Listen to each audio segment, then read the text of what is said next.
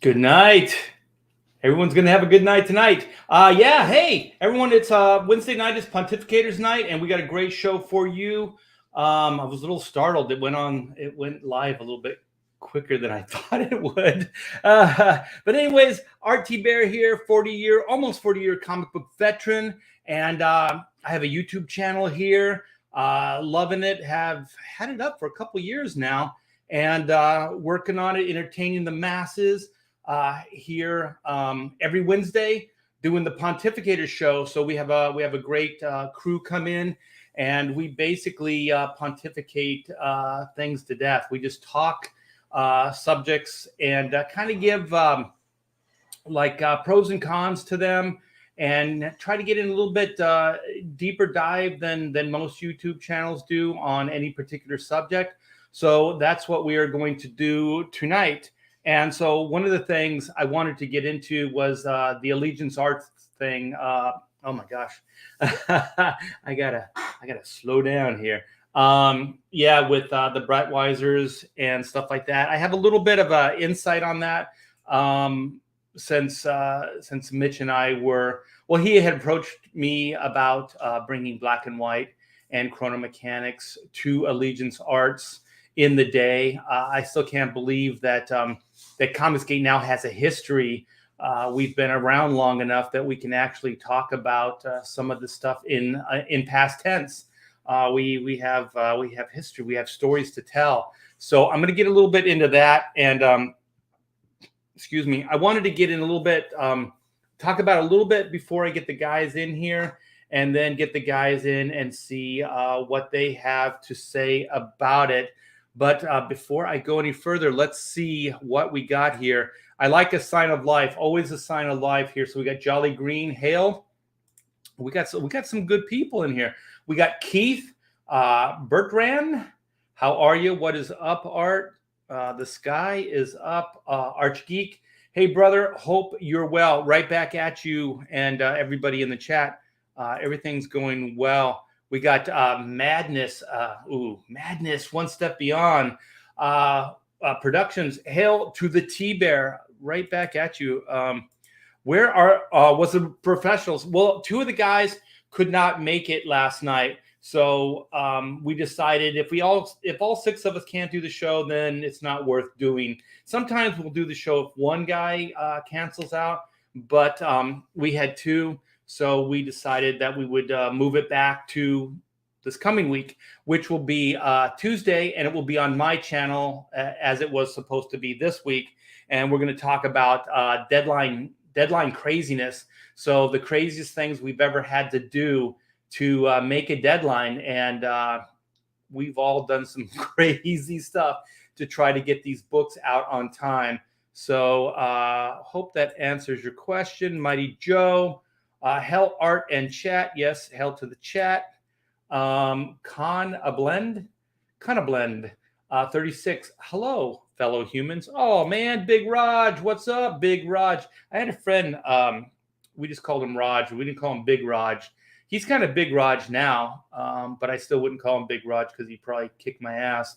But thank you so much for the $1.99 super sticker. You guys are the best. And I do appreciate that. Past Master Dan, God bless you, young man. Hey, you got a couple people in front of you this time. Usually Past Master Dan is the first in, but never the first to leave. Jolly Green, what's up? LOL,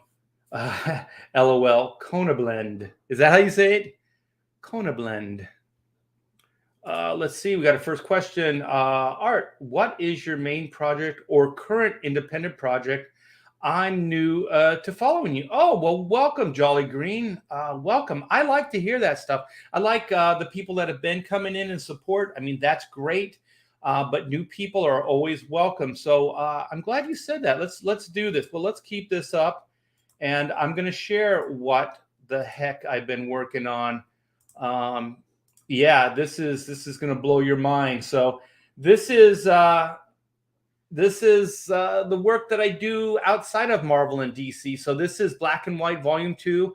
Volume 1, we did a campaign a while back, and that was wildly successful. So my wife, who I write and edit, and run Hack Shack Studios with, we decided to move forward with a second book. So the first issue and the second issue make up the first story arc. So it's kind of the epic origin tale of Black and White. And if you guys have been around a little bit, followed my career, you'll remember Black and White from way back when at Image Comics in 1994. Pamela and I did the original 3-issue miniseries, and then we had high hopes for an ongoing, which didn't quite work out because the industry kind of did a nosedive. So we got 1 issue out. We had 3 issues in the can, and we just kind of had to walk away from it. And I went back to Marvel Comics and worked on the Ultimates and a bunch of other books, Ultimate Spider-Man, Ultimate X-Men. And then, went back over to DC and did some Super Sons, Action Comics, Teen Titans, Detective Comics, just a bunch of books I did. And then I decided to go independent, and Comicsgate came up, and I was like, hey, this is where it's happening right now. This is the future. So if you haven't heard about Comicsgate, Comicsgate is the future. So it's a lot of mainstream comic book creators, new creators that have come together under not I guess a banner, but we're not really a publishing company. We're more just kind of friends hanging out, helping each other, promote each other, and hang out on live streams. So it's a lot of fun. We've been going strong for a couple years now, and so Black and White is one of I would say one of the flagship books of CG. So it came out the first year of CG. That was issue 1. So this is Epic, the Epic Conclusion, Volume 2. So yeah, so this link is in the description. So Black and White, I'm penciling, inking, and writing this book. I'm working with Joe Fulton on the writing, and I'm sure Pamela will come in as far as add her 2 cents to the writing as well. So yeah, so this is Black and White Man versus Machine. We got some variant covers, Kenneth Rocafort. We got Joe Bennett. You guys should recognize those names. Those are mainstream names. And we got some cool indie talent, which is Von Klaus and Pedro Eng, to lend their talents to Black and White High Octane, the animated adventures book, one and done, 22-page story. Excuse me. And we are reprinting Volume 1. This is the second printing. The first issue completely sold out. I only have 1 book, and that's mine. I have no more. And then Greg Capullo, who's a mainstream guy, also a big Image guy in the day. So this is a retro 94 cover, completely reimagined, digitally re-inked and recolored by me and Priya Parai, who's a brilliant colorist. And then we have story layouts and a bunch of other things, you guys. So yeah, if you're new, click the link that's in the description and come by, check it out. We got cool t-shirts. We have original artwork. We have the Inko t-shirt, and we just added the Black and White Keshi figures. And we only have 20 of them, so we already have 9 claimed, and we just launched this a few hours ago. So in the updates, you guys can get all the details about these Keshi figures. So they're great to hang out with when you're drinking. So that's what this image is, my little vodka shot glass with my my vodka bottle there. And I've been known to knock back a couple during live streams. And so they'll keep you company. So yeah, Keshis are fun collectibles. And if you don't know, just type in Keshi and you'll see all kinds of cool stuff. It'll probably remind you of your childhood. And we got them now. So the great Eric Hutfels put these together, sculpted them, and is manufacturing them for this campaign. So these are exclusive to this campaign, you guys. You'll only find these Keshi figures here. So the 9 out of 20, the 20 claimed, this is 20 at that price of 15. So there's only going to be that 20, and you get both of the figures at 15. After these sell out, which it looks like it's going to happen, then they're going to go up to 20, which is what all the other YouTubers that have done Kishi figures are charging, or people that are doing campaigns, I should say, not YouTubers, although they do YouTube as well. So that's that. So hopefully, Jolly Green, that answered your question there. So that's what I've been doing. It's been taking all my time. And either tomorrow or Friday, most likely Friday, I'm going to give a killer update on Black and White, show off a lot of new pages and stuff like that, and let you guys know where it is as far as art and pages and stuff like that. Just got back from McDonald's. Hope you had one of those, what is it, quarter pounders? Quarter pounder with cheese. Let's see. Jolly Green says, I've been following EBS and others recently, new to independent comics. Well, welcome aboard, man. There's a lot of cool stuff happening here. Hey, Pixel Trader, what's up, my friend? A weird day because you went to McDonald's? Is that what makes it weird? Hey, we got Tex Zombie. I believe it. Jello, what is going on here? You guys are Shinto ketchup, or ketchup, as some people say. Simonon number 9. Welcome back. Comicsgate is a hat group. We wear many hats here. Man, I'm never gonna get into the the Legion's art story. Yeah, well, yeah, I think I can catch up real quick. Kurt Mudgeon, were you going to do a Deadline horror stories tonight? No. That will be next week on the Professional show. This one, I'm gonna get a little bit into Allegiance Arts, and talk about Mitch Bratweiser, and anybody who's been following independent comic books or Comicsgate books knows a little bit about that. And so I'm gonna throw my 2 cents into that. If you guys have been following things, Mitch and the Bratweisers have kind of come on hard times. So Art should send out a link to others, maybe. Yeah, I'll do that. Black and White is a great book. Also, Chrono Mechanics, sweet. Just bought a set, killer, Mark. Thank you so much, man. They look great, and I got one. Well, I got a handful of them here. Let me see. Here's some of them. So here's one of the red ones. Here's one of the purple ones. So the first set is going to be Black and White in Black and White. So thank you so much for that. Oh, thank you. Remember to thumbs up and like the stream. Hey, Pedro, I'm going to send a link soon. I just kind of wanted to get into a little bit of the Allegiance art stuff, but although we're already 8 minutes into that, I think I'm going to send a link regardless. I'll introduce you guys, and then we'll get into it. How about that? A change, a course correction. Okay, got my invite. We'll get those guys in here. All right, the link is sent, and I'm just gonna see who we can get in here. Hopefully, we can get the crew, all of them in here. Sometimes we're shorthanded on the Pontificators, but yeah, if you haven't been following, so the backstory, Mitch had put together a crowdfund, and it was called Red Rooster, and so he was part of Comicsgate early on, and had huge success with that book. Oh, we got Comic Book Bob here. Hey, Bob, we're telling the woes of the Bratweisers, and we're not gonna like throw a bunch of mud, and we're not gonna do that. I think enough mud. I think they're in enough pain. I just kind of wanted to tell my side of the story, just to kind of flesh it out a little bit. So if you guys don't know, this is Comic Book Bob, and he's a regular here on Pontificators.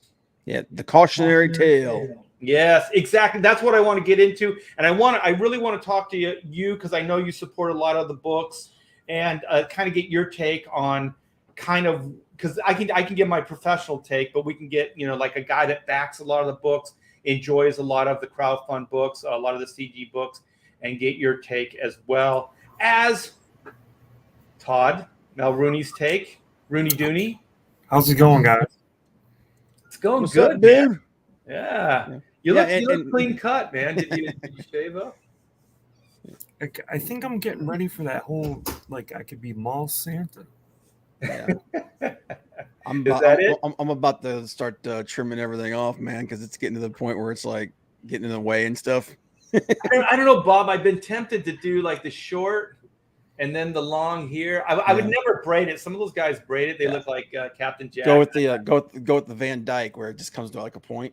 Yeah, just kind of like point it. But yours is kind of like you got the gray on the side. I like Yeah. that better. It's all over the place, man. I think I'd be tempted to put like rubber bands in mine if I had a long Yeah, one. go do the Lou Albano. Lou Albano. Yeah. I He was can like- actually do that now. Put one in your ear as well. Didn't you have one in his ear? Oh Yeah, no, he was awesome. Lou was he was a character, man. I love that guy. All right, man. Well, let's bring Pedro Eng into the mix, and we're going to get and see what he has to say. Also, we're not just going to talk about the Allegiance art stuff. We're gonna be all over the place, man. So, Pedro, how you been, brother? I'm good. I can't do the beard because I will look like Fred Sanford. So I can Ain't nothing wrong with that, man. Nothing wrong, but then I don't want to go like, Lillian, I'm going home. This is it. I'm coming. Yeah, I'm coming. Yeah, like Man, every time I hear you guys talk like this, when you bring up references like Sanford's son and stuff, I think like you guys aren't old enough to know like Sanford. hey, never underestimate Latin American shitty TV. We get all the old shows on reruns. Yeah. All right, man. So let's bring in Clint Helinski, Mr. Troublemaker, the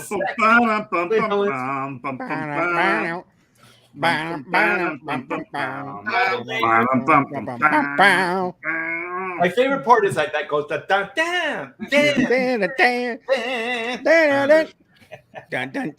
Who misses theme songs, man? Like, theme God dang, songs, dude! They used to be Yeah, like yeah. the minute you heard them, you were like Like- the music of my people, and you like came half running. of the enjoyment of the show was like an awesome theme song. Not every show had them, but man, some theme songs, it's like it just gets you right there. and they started some of them kept like theme songs for a while, but then they got rid of like the lyrics. Remember, because Yeah. like there would be Oh, lyrics yeah, in theme dude. songs, and they would tell you basically the premise of the sitcom you're watching. Oh, sure, yeah. Yeah, but that was the 70s. In the 80s, it was all like instrumental. Like you get like Yeah. Airwolf, like and like you Knight get Rider. Oh, Knight Airwolf, Rider. damn. Yeah, dude. Well, a lot of the family sitcoms start getting very, very generic. Yes. So Yeah, it's like dude. they were almost interchangeable, like Family Mhm. Ties and whatever And else. Family Ties actually had lyrics though. Oh, Yeah. did it? What was Yeah. the Growing Pains one? Like that one is burned into my brain Yeah, for some like- reason. The Growing Pains one. I'm not What gonna would we do, Oh, growing baby? pains, man. without Without us. Oh, Oh no, that's Family Ties. Yeah, That's Family Ties. yeah. Oh, Family shit. Ties, yeah. Well, I didn't watch much TV then, so. Yeah, the Bean Pad said, "Did I just walk into Sanford, son?" Yes, you did, you big dummy. Yeah, Yes, you you did. did. Yeah, you did. Art was too busy getting ass in Southern California. Oh, yeah, playing drums. Pixel Chair said, All right, "Airwolf man. is my ringtone." Well, At the let's strip. bring in the newbie to Pontificators. Chris Wozniak, what's up? Last. Dead last. I was just like, Bullshit. the hell am I walking into, man? Yeah, exactly. Jesus Well, I Christ. have to say, Chris, we're lucky to have you after my comments last On show. Spider-Man. Woo, still not over that. Hey, look at them headphones, man. Oh yeah, look at Yeah. that. Yeah. I fixed Well, I one was thing. like I'm just like everybody else now. Yeah, The one thing it's normal in my life. So if you guys don't know, I stepped all over Chris's love for Spider-Man. Man, harsh too, Yeah. man. I saw a little bit of that. Who doesn't love Spider-Man? Dude, Spider-Man is the core of my comic book love. Oh, It's yeah. like it's Oh man. Wow. Art. Jesus Christ. Oh, no. Okay, I literally learned to read with Spider-Man comics. And Well, you Batman just, did you the just same. shit on them. Okay. Well, I have to clarify. Okay, I have to clarify. Oh, dude. I love hate with Spider-Man. Okay. Also, I have to say I have almost a 3-year run on Spider-Man. I inked Sal Buscema on a Spider-Man. That's awesome. So, Wow. so I do have to say, I love Spider-Man as a character.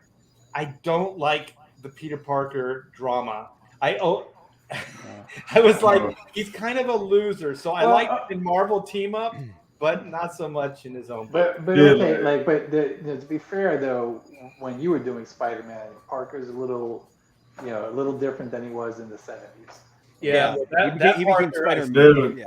I still like that Parker. Yeah, he became Spider-Man in the 70s. Like, listening to you guys talk like that makes me like reconsider my lab decisions.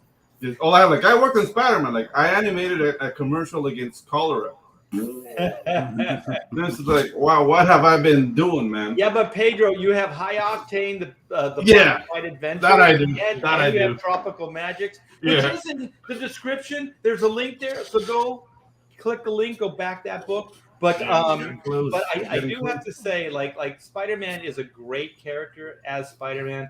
Just the powers not so cool, but when McFarlane did Spider-Man and he wasn't as much of a loser and he married Mary Jane and all that other stuff, I thought that was cool. Mm-hmm. Yep. Wow. So I think there's a big debate there though, because like part of the draw of Spider-Man is like everybody's living their life and like are not married to supermodels. And they're not like everything's going right. Like part of Peter Parker's charm is you can relate to him as your life is going crappy, you're having trouble paying the rent, your landlord's banging on your door, your car's your boss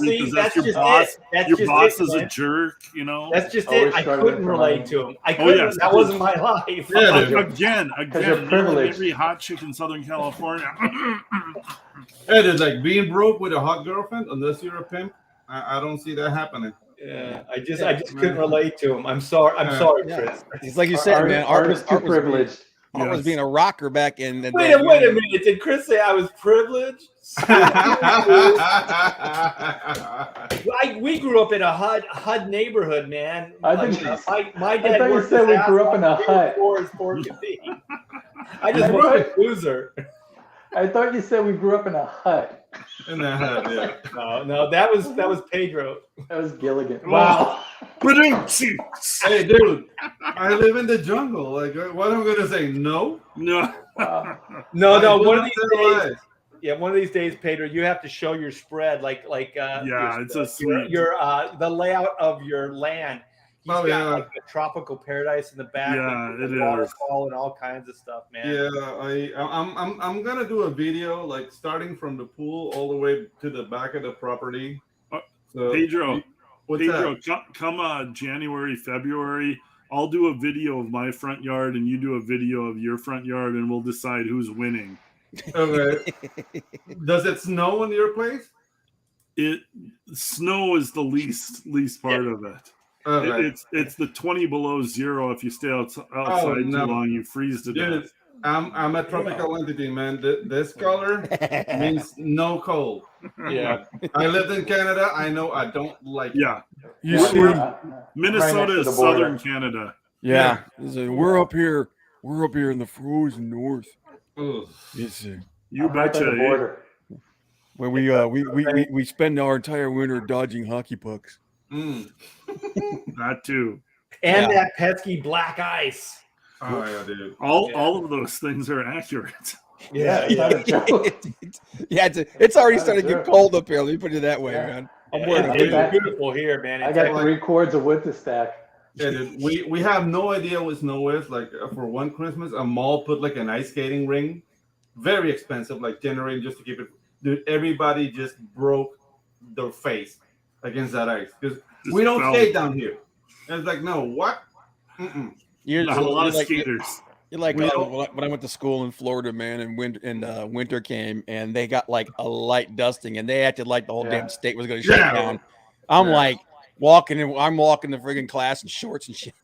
Like you guys would never survive up here. But then again, we can't. We go down there and the humidity. You'll melt. So you'll melt down here. Oh yeah. I lived in Florida for like a year and a half, and then one day there was just like flurries. Everybody just lost their shit. It was They didn't know what to do. It was funny. They thought it was the apocalypse. Yeah, but then again, they were laughing at me when I walked outside, and the first thing that popped into my head was I should have put deodorant on my balls. So who's smelling that? When we were moving from California, and we were looking for places to live, my wife and I had two criteria: no alligators and no snow, right? So we moved to, like, it's a southern part of Texas, right? Beautiful, right? And so the first winter, it frickin' snowed. It hadn't snowed here in 50 years. It froze. Power went out. We were cooking on the, in the fireplace. We were sleeping close to the fireplace because everything was frozen. And so then I found out there's like a Lake Conroe that's close to the house here, and they have alligators. So. Oh no! So I'm screwed. Let's get into. Everybody talks about like CG and like all the there's a lot of people throwing stones at CG and whatever, but like if there wasn't for CG, like we're all over the country. There's tons of different creators. Like all over the world. Sometimes you can get to a couple of conventions if you're lucky. If you're lucky, I can make it to a couple of conventions. Now with CG and maybe an upside of COVID, if you want, I'm always a glass half full kind of guy. Like doing these shows like this, going on other people's shows, you get to meet so many other creators, talk to so many fans, and like everybody wants to throw stones at CG. CG like kind of started all this up, and like started these shows like this on YouTube, and it's been so much fun. Like let's use that. Yeah, let's use that. And like I said earlier on, like I really, it's hard to believe that CG has a history and has a past now that we can talk about it. And one of the things in the past was that there was a core group at the time that was kind of like made up, I guess, the main I guess stay of like the mainstream aspect of Comicsgate, because Comicsgate is a lot of things, and there was a lot of different people in before I got there. But I guess when it started organizing more into like funding comics and things like that. So when you professional guys started coming in, because originally it was just a bunch of fans talking about stuff. Exactly. Yeah. And then you guys came in, and then there was like a nucleus of you guys. Yeah, that's where I kind of want to take it from. So then there was Ethan Van Sciver, there was Mitch Brauweiser, there was Mike S. Miller, Doug TeNapel came in early, although he left pretty early as well.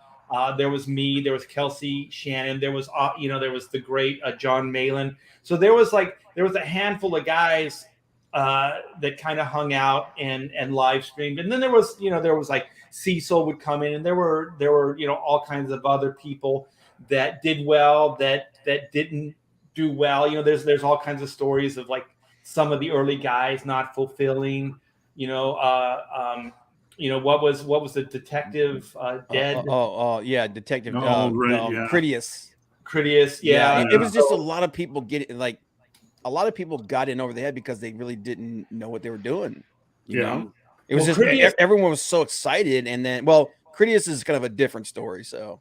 Yeah, Critias fell like I don't want to say he fell on hard times. I think he was already on hard times when he started crowdfunding. Yeah. But he made the fatal mistake as he started using the funds for other things that he made for like paying expenses, and that's kind of a taboo because there are expenses with the campaign. There's shipping, there's paying printers, there's paying artists and stuff like that. So he just kind of got in over his head, used that money to pay off bills, and then kind of, went down that rabbit hole. And so that was one thing, but there were like stuff like that was happening because it was really new, and we were bringing a lot of people in that had never done comics before. They had never created them, things like that. So there was a big learning curve. But the Mitch thing, he had Red Rooster, which I thought was fantastic. Yeah, I thought the concept was great. I backed the book.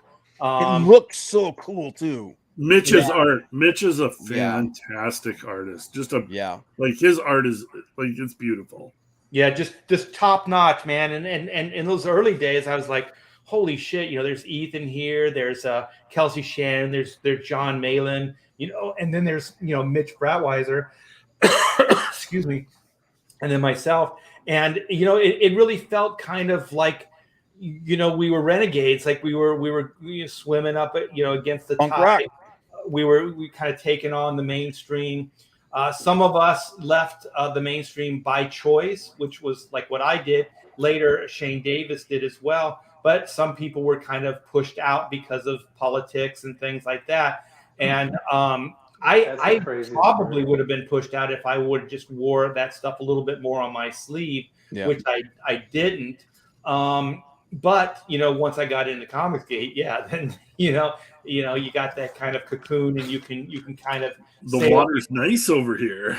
Yeah, you can kind of be more true to your philosophies and what you want out of life and what you want your comic books to be, and so anyway, we did these crowd funds. Well, we did very, very well. I mean, if you think about then what was very well, and now it's almost like standard. Like now these books do up pay just kind of off off the bat, or and then some of the, like, for the mainstream guys, and then for the guys coming in anywhere between 20 and 50K. Some of those guys like Von Klaus and stuff, I mean, they did 100K and things like that. So the apparatus Joe blew up right out of the gates in his first book. So I mean, the energy is there, the excitement is there for new creators. Yeah, the apparatus is a lot more solid now than it was then too. Yeah, that's where I was going to go too, because I'm going to give a little bit of a brief history lesson, but it's mostly going to be centered around the Bratweisers and Red Rooster, and so so that happened. Mitch did really well. I think he either did 200 or close to 200K. There was like 230 or something like that. Yeah, he was the ones that were like really high. Yeah, and all of us were like, holy shit, But the book looks so cool. Right. Yeah. And he was known for doing good work. He was a mainstream guy, so you felt like he was going to be able to make his deadlines, things like that. So what happened was, I remember having conversations with Mitch early on. And so Mitch's thing was that he didn't think this was sustainable, like Comicsgate and crowdfund was sustainable. And this is all from a business standpoint now. And so we would have conversations about that. And so I was kind of like curious, because you got to think, like, now it seems weird to think this way. Like, well, no shit, it works. You know what I mean? Like, you would never even question it now. But when we were like doing it, it was like, we were leaving the mainstream. We were worried if we were ever going to work again, just shit like that. And so, Mitch and I would have these conversations, and then he said, well, I'm talking to some investors, and we may be able to do something where we can get into, other venues. And so then Walmart came up. And so he was talking about getting investors in, and they would basically pay the overhead. And at that time, it was still kind of like we would crowdfund as well. So we crowdfund for the initial production value or the production costs of the book. And then so the book would be kind of paid for. And then we would go over and then, try to expand the market. Because that's what, I mean, even when I was talking to Mike Miller early on, it was about expanding the market, because we weren't really sure how this crowdfund thing was going to work, how CG was going to work out. So we were still kind of holding on to some of that old business model. And so, so the more we talked, the more it sounded like a good deal. Mitch had a lot of things worked out. He had a lot of the business aspects worked out. And so then he started bringing up Walmart, exclusives with Walmart. And I'm like, oh, Walmart's a huge chain. And he said, yeah, they would carry the comics and stuff like that. And even Todd took off, but Bob was here early on in Pontificators. And that's a lot of the conversations we had early on this show, was how to make comic books work. So we were still kind of holding on to that old business model, retail stores, trying to expand the market, get into other, venues, things like that. So I thought, there was a lot of credit to what Mitch was saying. And so as we talked more and more and more, and then before I kind of pulled out, because he wanted to do black and white, but he really wanted chrono mechanics. So Mitch thought chrono mechanics had like wider appeal, as far as just like if you were just walking along Walmart, you saw the book, you would probably like go, oh, this is interesting, time traveling repairman, it's an easy sell. And so it might even be an easier sell than a guy that dresses like a red rooster and fights crime. You know what I mean? Like Yeah. that's that's a It's little an interesting way to go, because Walmart does, like, I have a 10-year-old, and just a couple of years ago, she was into like children's YouTube channels and stuff like that, and there are Walmart exclusive toy lines. Yeah. Oh, I'm sure. Yeah. Yeah, it's a good idea. It's a sound idea. But when I tell you the caveat, Chris, that's when I think even you're going to kind of raise an eyebrow, and I think most creators would. As we start getting more into the details, the contract, things like that, the nitty gritty, Mitch brought up that how it's going to work is it's kind of like collateral. Like, we will, to get the investment money, our IPs become collateral, and they own, like, the investors will own your IP, and then you get paid a percentage of things after that. Yeah, my eyebrow did go up. Yeah. And wait, hold on. Let's see. Oh shit.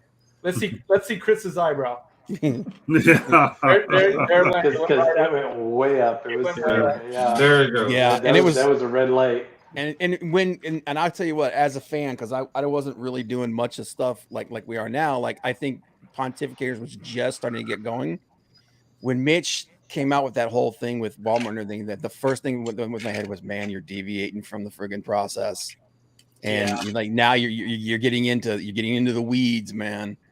But you can't fault it. I mean, we were all kind of like, everyone was afraid. Yeah, we didn't know how this was going to work out. So he was kind of going with a business model that we understood. The retail stores and things like that. That's a business model that we had investment in. And so, but I also remember, like, Shaken told me, this is a quick story, that he had Tom Hanks attached to an American flag story. Oh, wow. A movie, I should say, a movie. And so I mean, if you think about it, like, this is in the day of American flag. This is a young Tom Hanks, right? Oh, yeah. I think he'd have the perfect sensibility to play Reuben Flagg. And so he's telling me that he wanted to get involved, to sell the rights and do all that stuff to make this movie. He said, but First Comics had some ownership of it, and they had enough ownership to fuck the deal. Oh, Christ. You know what I mean? And so when you're a creator, you just want stuff to be created, right? So that's kind of your end game. And sometimes you're willing to take maybe a loss to make it happen, especially if you have Tom Hanks attached, things like that. But when you're working with a corporation or a company, they have no investment in the IP. They just want money. You know what I mean? So they go in and they just talk money. We had with live entertainment, black and white in the day, we had Ed Pressman, who did I think he did Judge Dredd and The Crow as a producer, and live entertainment. If you don't know live entertainment, that was they were going to do the Spider-Man movie. I think no. Live entertainment it was Calico or whatever it was. It was James Cameron's company, and then it I guess they got a divorce, him and his wife. So it kind of split up, and then it became live entertainment and something else. So they were interested in that, and we had an agent, and he had no vested interest in the IP, just wanted money. So behind our back, he created a deal that they were not happy with. And then he just came back to my wife and I said, no black and white movie. And we're like, what? They said, yeah, couldn't come to terms. Pamela and I knew that guy, the producer. So we called him, and he's like, "We really like you guys. So I'll tell you the truth. That guy effed you over for money.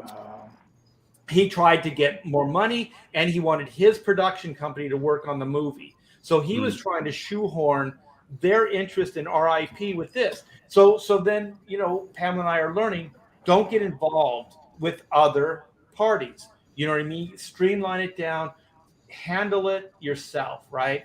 Don't partner with people. So then, when Mitch came to me, then those flags went up.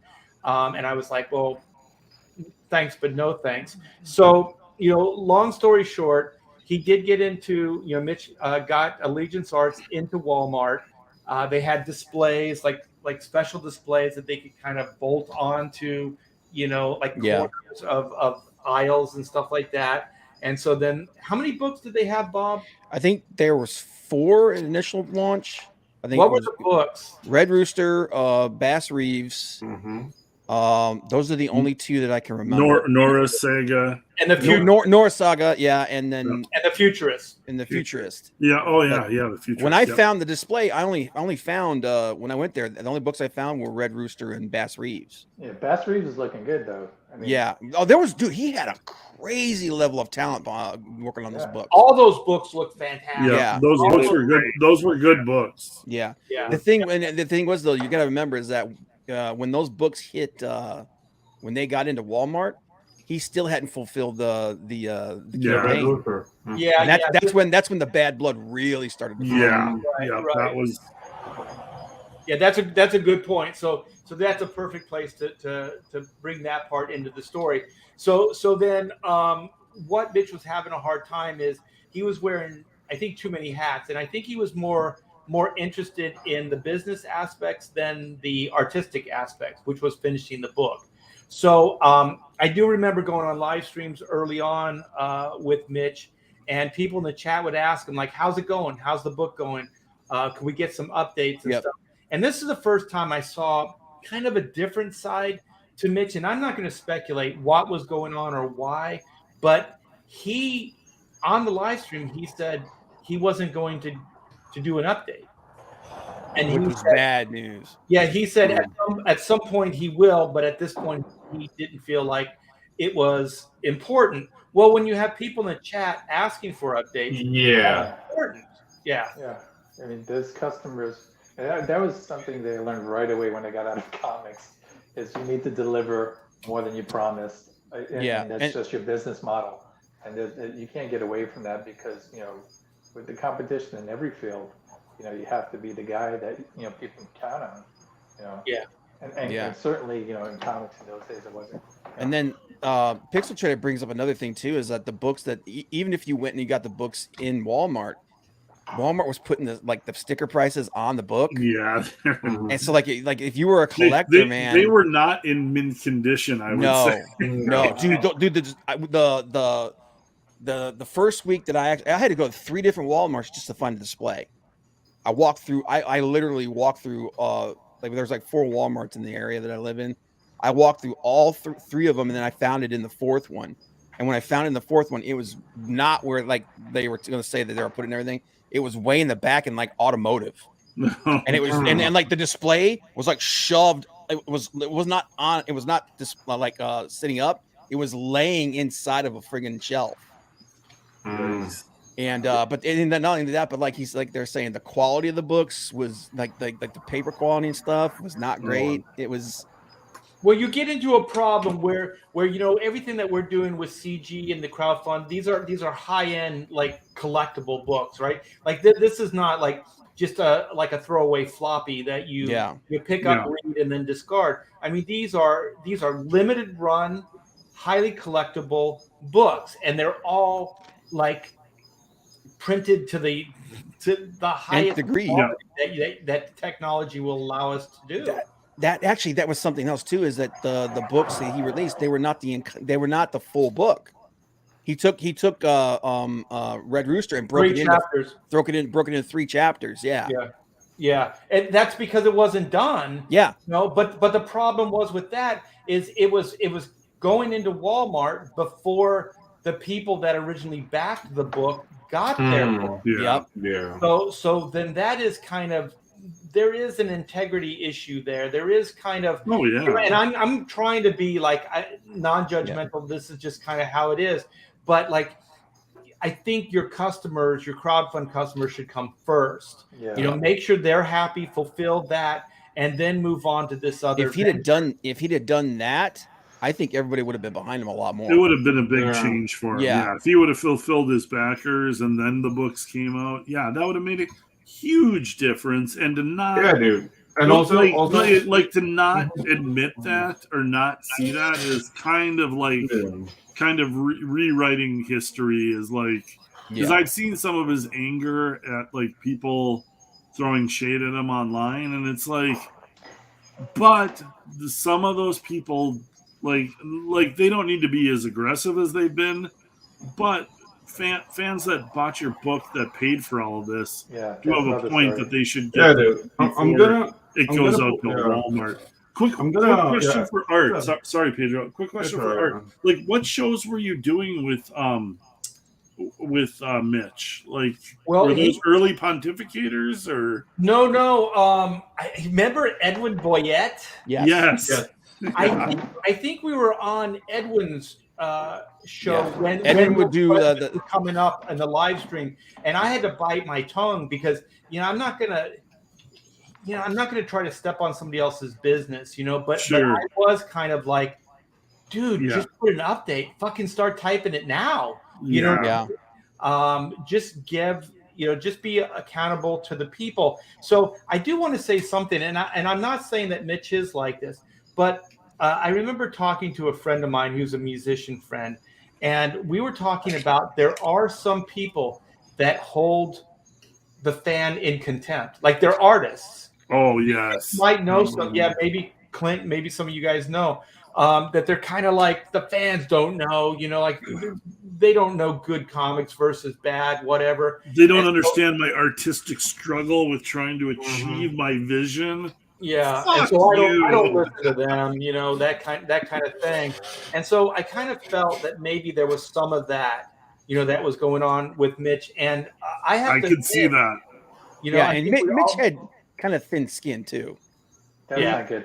But you still have to communicate, especially if you're the one that's behind. That's the cardinal rule of business. Is you got to be upfront when things go wrong. If you're not going to deliver, it's the old freelancer thing. It's not fucking. You're not 20 years old, hiding from your editor. And, if something's not right, if you're off schedule, you need to update people on that. Yeah. And if you have a bunch of people that give you $200,000, that's a lot. And some of them start asking questions. Yeah, dude. But not only that, at least throw them a bone. But dude, from a business sense, if you fulfill your campaign, you have the word of mouth behind you for the Walmart and that.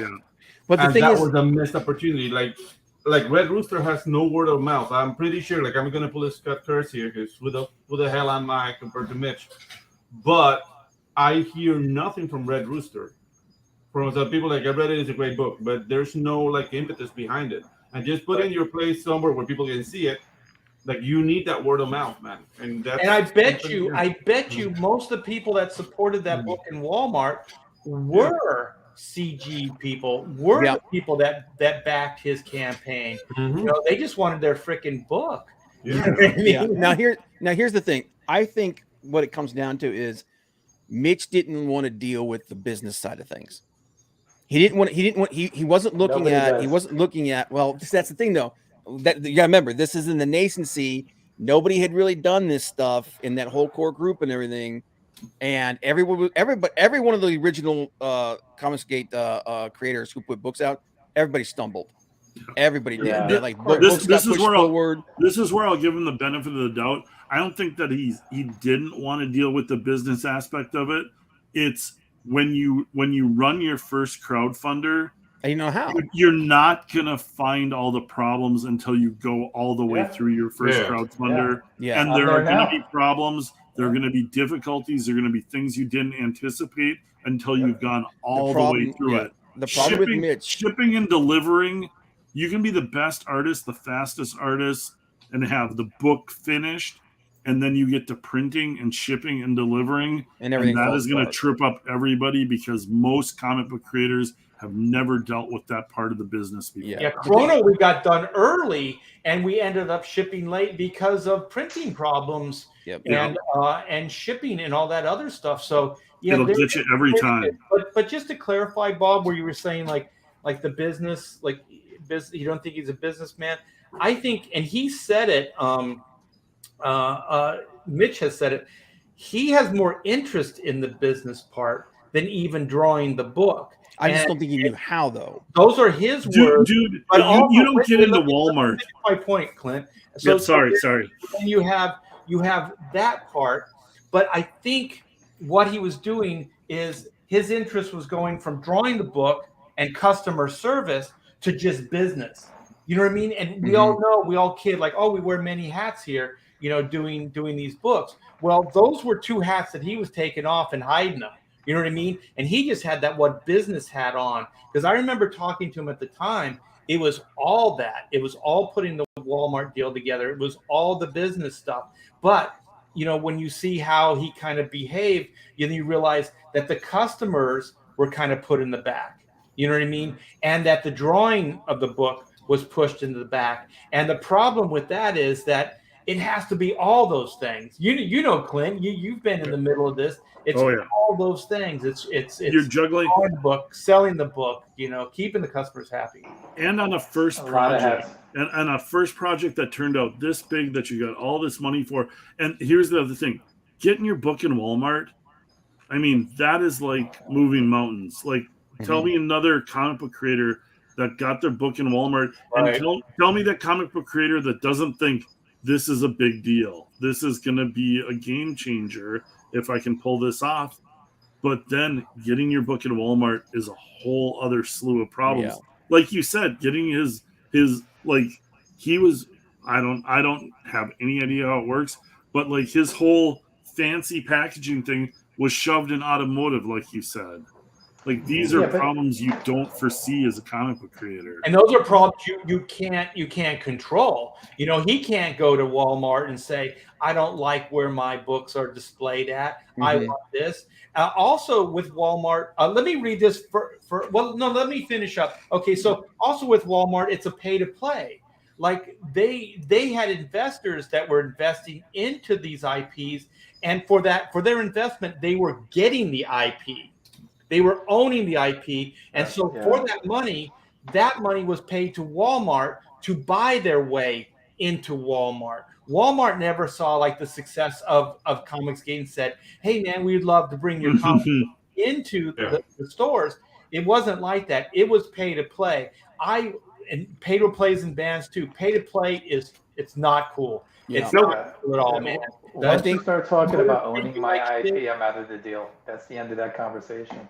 If you want to own my IP, I'm out of the deal right there. I don't give a shit what the terms are. That's just a fucking brick wall.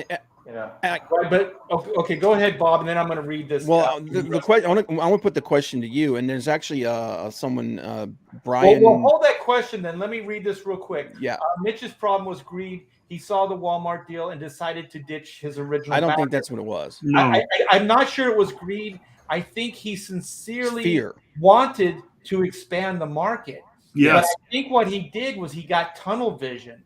He got obsessed with setting up the deal. And maybe it just took all his time as well. So he felt that was more important than getting the book done or customer service. But like we've stated, it can't be one over the other. It kind of has to be all those things at the same time. So Bob, what was the question? Well, the question I was going to put to you guys, because like I said, I'm not a creator. I wasn't in the back rooms. I didn't hear all the stuff that happened. And like I said, I think we're all, and to be fair, this is all we can do. We can only base our opinions based upon what we saw. Okay. You guys were in the back rooms a little bit more. You heard from him more, more. How much of this do you think was based upon his fear that this thing wasn't going to last, and he was trying to build something so that they'd have something for the future? I don't know about that, but I do know it does sound like he started to follow the money, like the Walmart deal became his holy grail. Well, you know what? Hold on. I don't Yep. know if this is Mitch, but Mitch, if it's you, let me know, man, and you tell your story if you want, because like I really feel for you. I really feel your situation. I think it was a ballsy move, and I hope it doesn't seem like we're casting shade. I think we're just kind of trying to understand. And I just kind of wanted to tell my story, how it related to this as well. And I think Bob said early on, maybe as a cautionary tale. So maybe people that have these ambitions can learn from this, and that we can build off of it. I don't think anybody here has that attitude that anybody's trying to shit on this guy. We're just not at all. trying to learn from it. Yeah. You know, Well, like even like what happened with Critias, man. I remember when I was still tight with Antonio. We brought Critias on to try to get his side of the story, and basically it was exactly what we thought it was. He got in over his head. He promised things that he wasn't able to accomplish because he that whole thing of getting the money, and then like you got all that money and you got all these problems happening. What are you going to do? It doesn't excuse what happened, but it's a very human thing. Yeah, dude. Yeah, like, and I'm not trying to shit on anybody around here. Yeah. It's just like it's far more complex than anybody kind of realizes. exactly. So they're in it, because I'm in my first campaign now, and I haven't even gotten to this, the point of shit. Yeah, and it's a lot of hats to wear, and it's very complicated. However, if you have been funded to that level, then you need to bring. You got an obligation. Yeah, you have to bring in help to meet those. Yeah. That's all there is to it. I think Auntie has this sums it all up. Yeah. Walmart doesn't back you; your backers do. Meaning, if it's pay to play, Walmart's just looking at the bottom line. They're just making sure the check's clear, and that whatever the deal that was struck gets made, and that's pretty much it. Also, just to throw this into the mix, Mitch has said that his initial investors were shady. Yeah, they screwed him over. They screwed him over. So then you have that aspect as well. And I'm going to tell another little aside, and I'm going to try to sum this up. Early on, when I was still working at Marvel and DC, I had this conversation with Jim Lee early on, and we saw some of the old guys at San Diego Comic-Con, and we saw them, they weren't doing well. And so we had a conversation later that night, like how do you not be a statistic in this industry, right? How do you not be that guy that can't get any work? So so then we were saying, create something, create an IP and be able to market. So like Rocketeer, Ninja Turtles, those things were happening at the time, or a studio. So I created Hatcheck Studios before Wildstorm, before Extreme, before any of those guys. I was the first, and I was in those circles.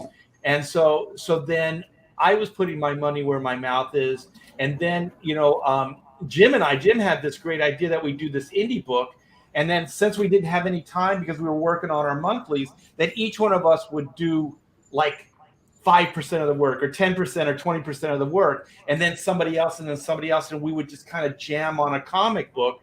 And then we would put it out that way, because maybe each one of us could put 20% more time into something, above and beyond what we were doing as far as our monthlies. But anyway, there was the creator aspects. And so I remember always thinking, I need to create something. So then when I went to Image Comics, when the opportunity came to create Black and White, I did. I jumped on it. And I got a Hollywood agent. Pamela and I were with William Morris or whatever. We were like with a good agency. We had good representation and all that stuff. And so I got a taste of how it could work if you owned your own property. At least you could see the potential of what you could maybe do. And so then then you go, and then you realize that you can only do so much on your own, and then the industry kind of fell apart. So I'm reading this. Yeah, I'm actually I'm typing a kind of response. like losing my focus, but yeah. So create something, run a studio. So Yeah. that's kind of how you can do these things, and you hold on to the IP itself. Jim is the first guy that I knew of in the business that had any type of business sense at all. You know, and he's a fantastic fucking artist. I mean, you know, especially in Yeah. those days, he was a, yeah, everybody knows. It's no secret. He was cut Jim's above. a sharp dude.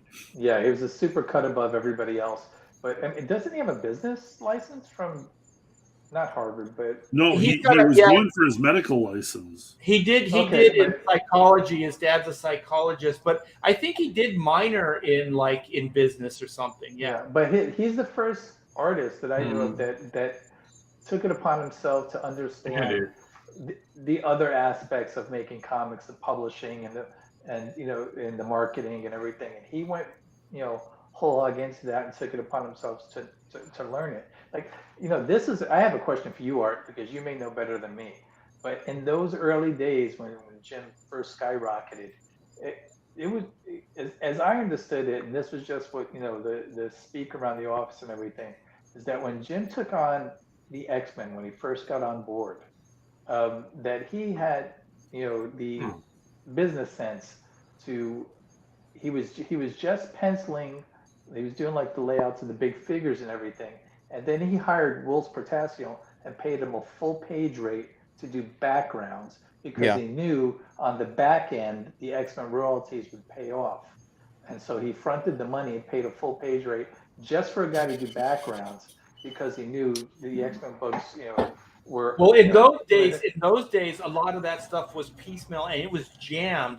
Like there was yeah, but tablet that's X super and sharp. That is fucking what sharp, we man. did. Hack Shack Studios did a bunch of work, like uncredited, to make those deadlines. Like we were jamming back and forth between Homage. It was Homage at the time, and then Hack Shack Studios to get those books done. So there were like all hands on deck, kind of like the Neil Adams Krusty Bunkers stuff. Yeah. So Wills and stuff like that. So I don't know, Chris, if it was that much of like it was set It was like just like that, necessity. it was that rigid, or if it just it just kind of happened because But that's they a very, also very, brought- very, very sharp maneuver for an artist to make because in those days especially, it was rare for artists to know any damn thing.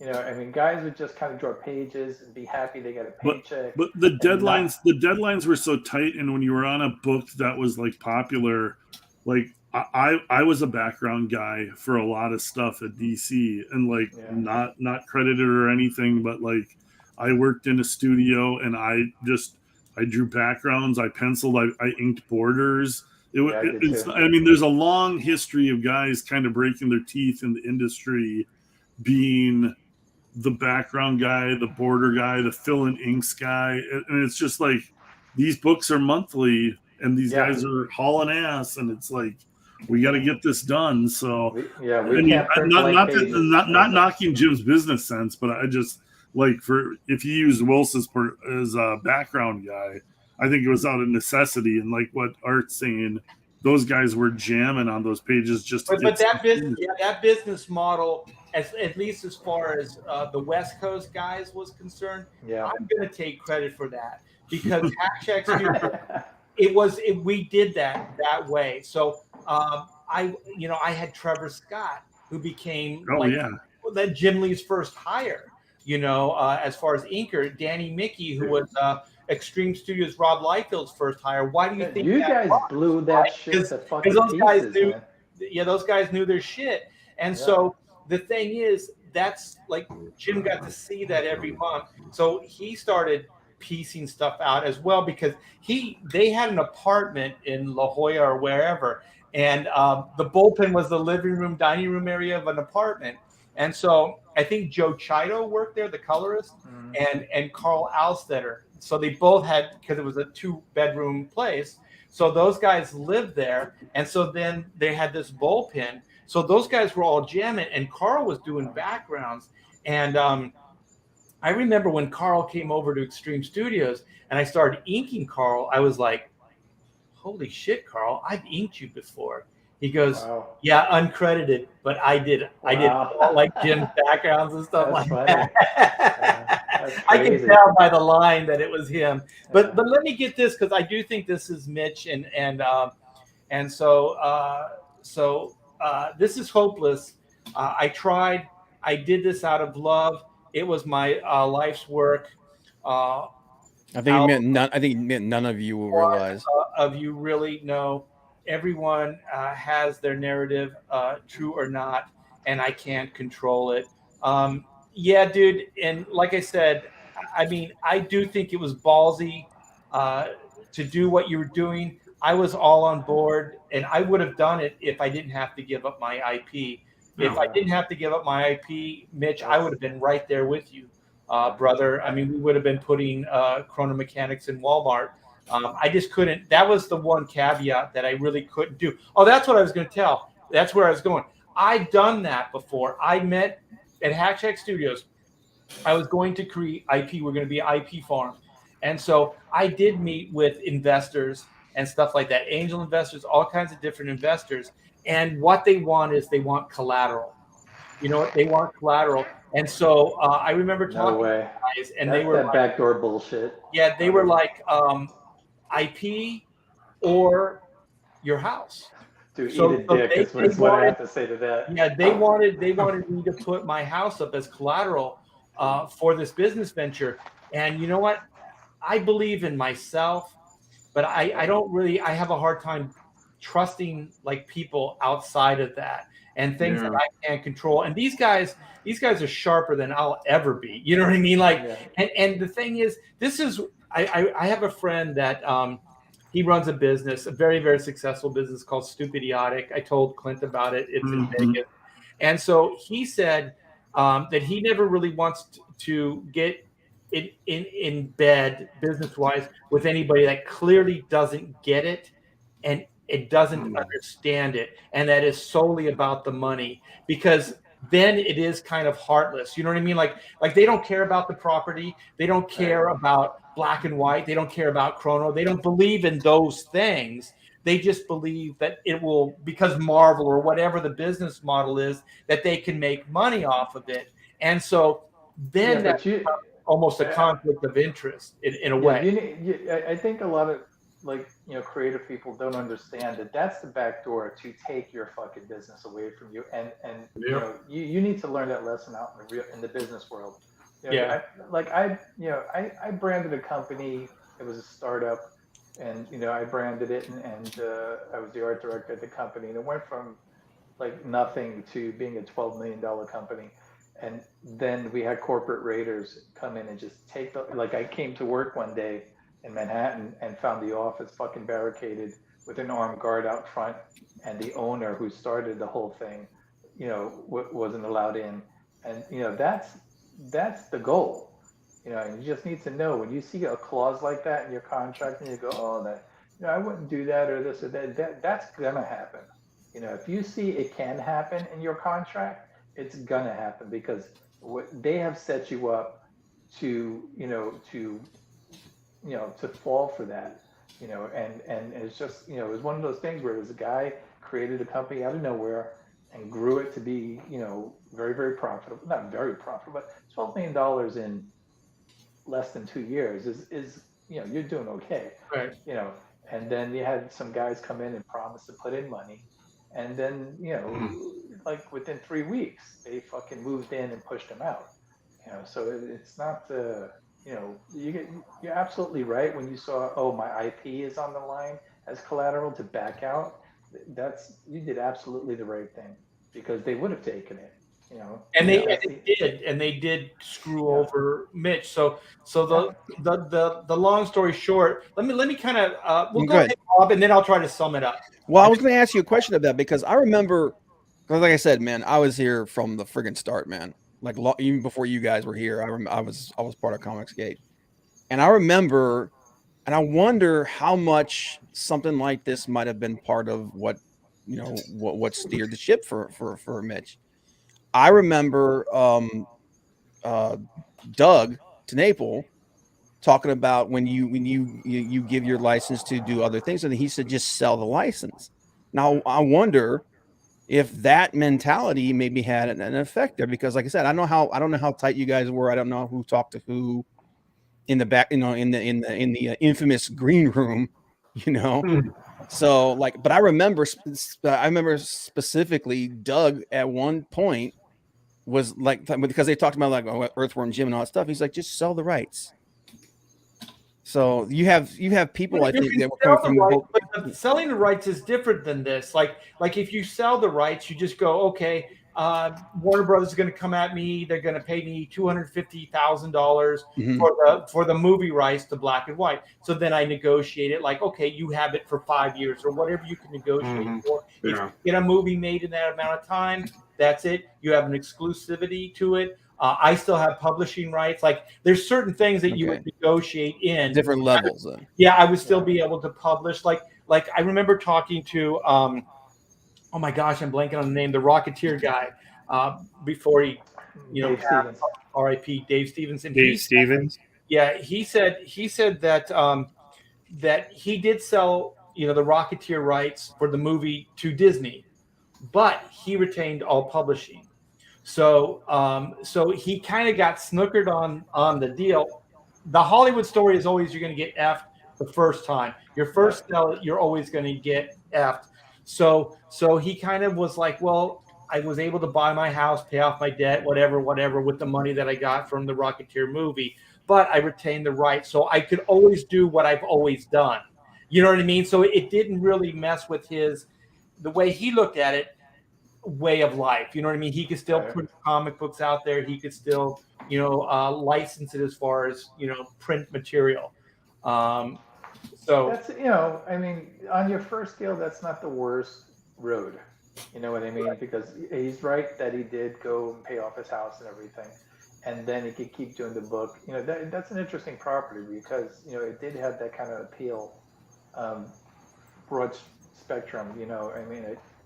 It could have been, a great movie, and I don't see huge potential in maybe the merchandising and everything, but to be able to keep, publishing the books and everything, because especially if the movie does well, and now you keep the publishing rights, and maybe that'll get a big boost. First go round, I don't think that's the worst idea.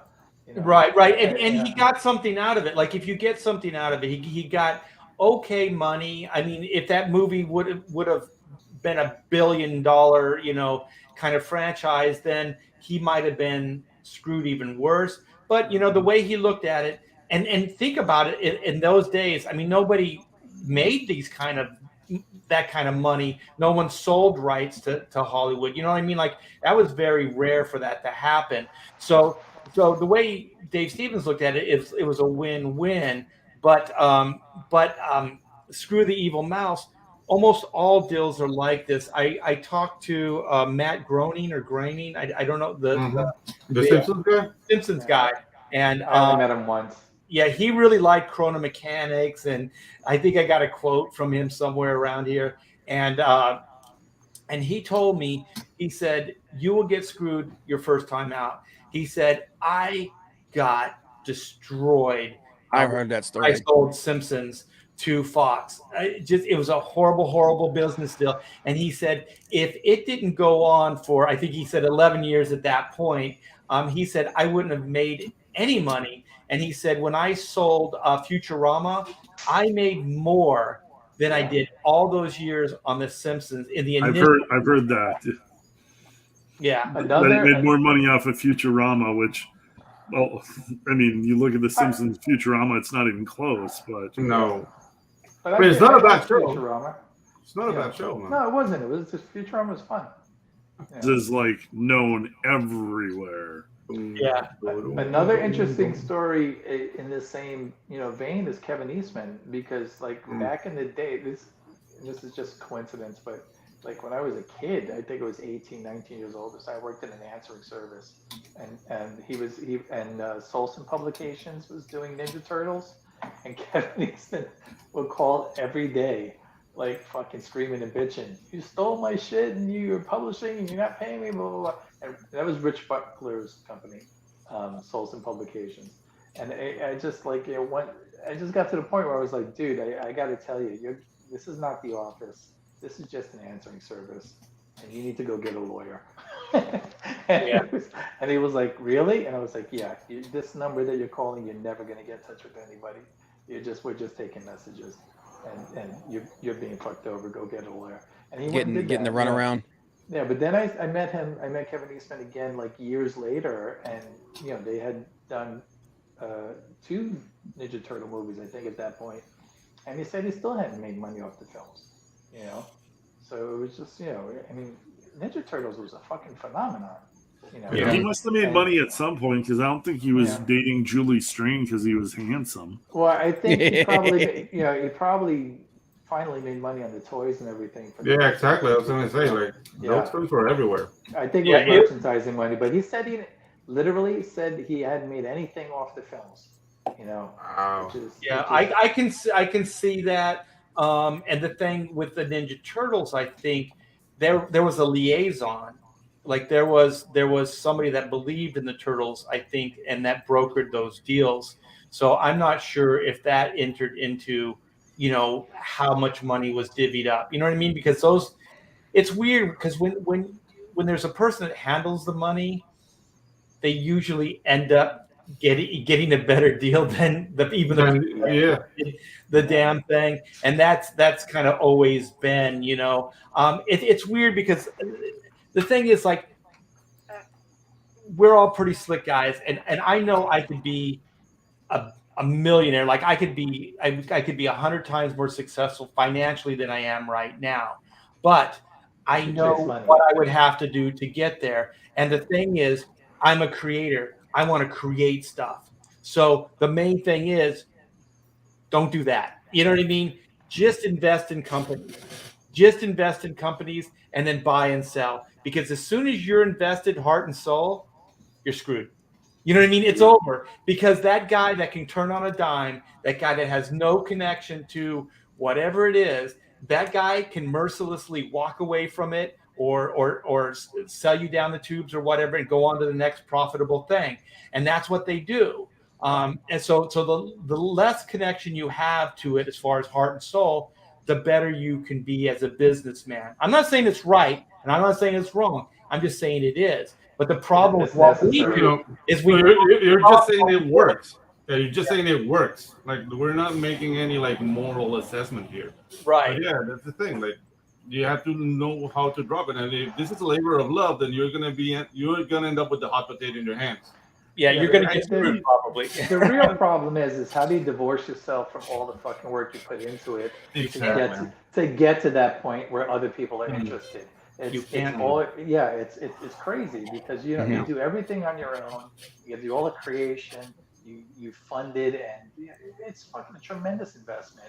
And it's hard to let go. The thing ever. It's kind of like I kind of came up the ranks playing music, you know, in Hollywood, like with Quiet Riot and stuff like that. There was a time where Kevin DeBroke was a original member and created the band and wrote most of the material. They kicked him out of the band. I mean, he was an abusive fuck. But the thing is, it was still his.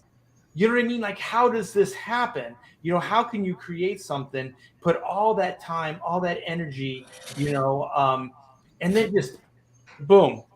Yeah. See you later. Yeah, that's and there are people, creative people especially, that when they get invested in and you have to be invested in your creative project to even make it function. And you know, there's no way you can't shit something out and think that it's going to be any kind of quality or anything. But you know, when you get to that point though, you have to. There are people that don't know how to let go when things have gone sour. That's what I'm trying to say.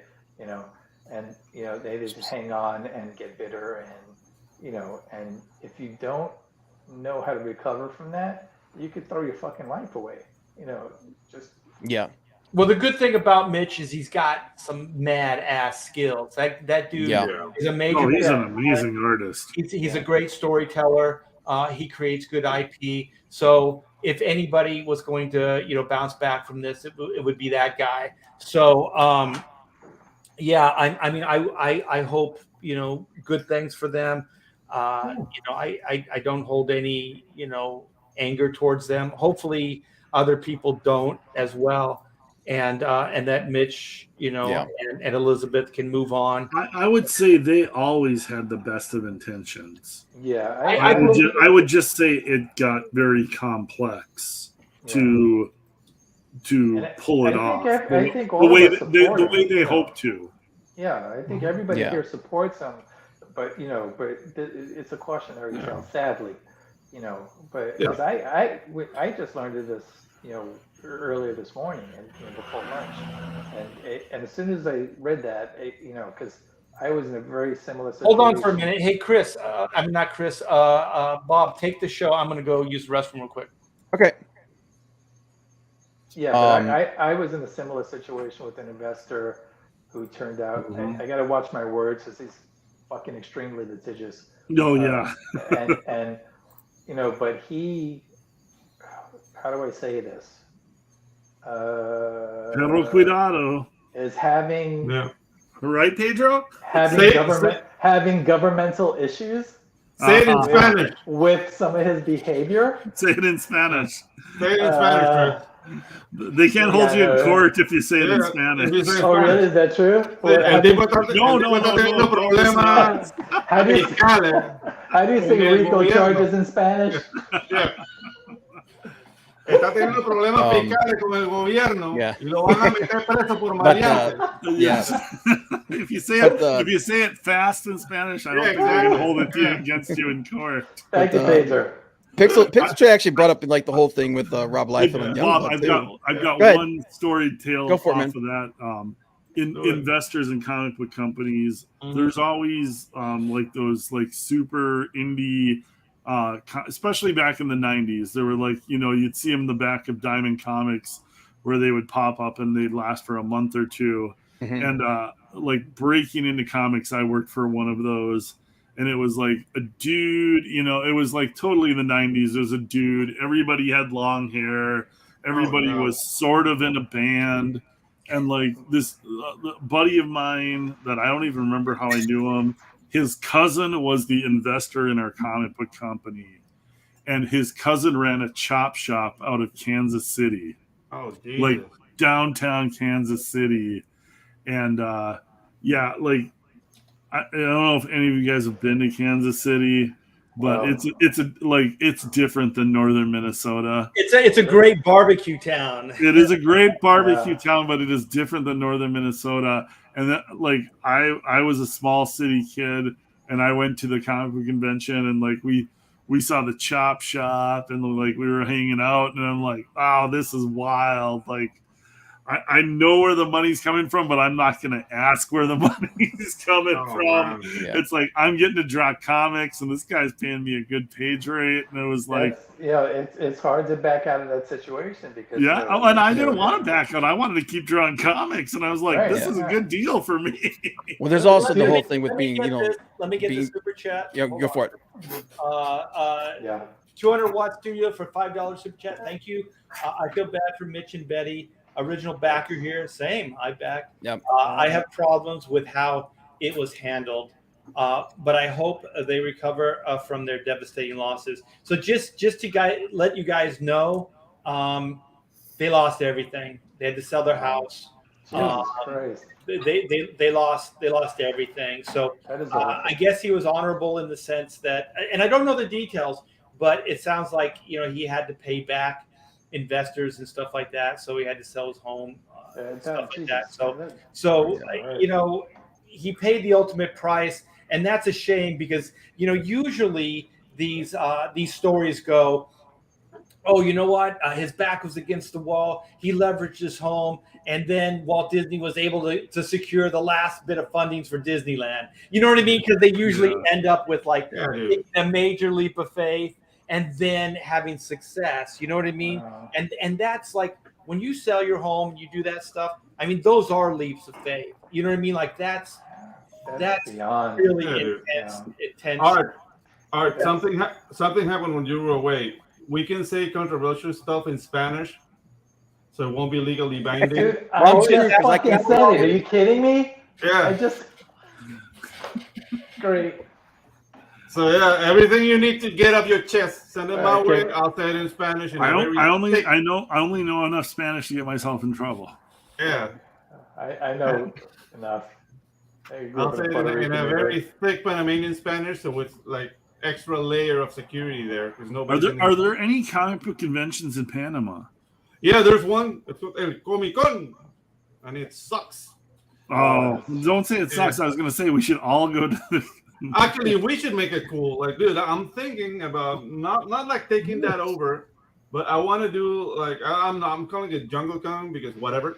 But I want an excuse to go down to Panama, man. yeah, dude, get That something. sounds like a nice trip. Get you guys fishing on boats. We have like the record for the world biggest marlin caught in Darien. That's here. No, Nice. dude, that's fishing that's beyond my thing skills. is No, me Pedro, too. unless you can hire security, I ain't going because I got asked to go to Brazil, right? So I was like, dude. oh my gosh, it's beautiful, and I know a lot Yeah. of Brazilian artists I've worked with. Right? Yeah. I think it would be great, right? I looked into the con; it was fantastic, and then I started looking in the area that the convention is going to be in, and like the homicide level, and all this stuff. What's the little homicide between The friends? guy that was running the convention, Yeah. homosexual gentleman, Oh. great guy, but he was beat up and hospitalized during the negotiation. So then I found out that in Brazil they don't like gay people. So No. They don't. it's horrible. I'm not surprised. Okay, in Panama. So anyways, I didn't go to Brazil. Yeah. I can get you security in Panama. Like, I mean, Panama is not Brazil. I'm not bad mouthing Brazil, but like Brazil violence levels are way different. Here Yeah, we I think just Panama is pretty still low key. chill. we just launder drug money, so it's all in banking. Jeez. It's all in banking, so it's safer. So, It's like, so it's yeah, like guys. there was an episode of that. You ever see that TV show Monk? Yeah. There was an it's a fun episode show. where he was in Panama, and every time they were looking for a motive for the crime, the one police chief from Panama was like, "It's the drugs. It's the drugs. It's always the drugs. drugs." It's always the drugs. But the thing Follow is, the like, money. yeah, you follow the money, and it's always the drugs. But that's the thing. Like, if not in that world, like you might see some shit, but nothing's gonna. They'll leave you alone as long as you're not involved. Yeah, exactly. You're drawing.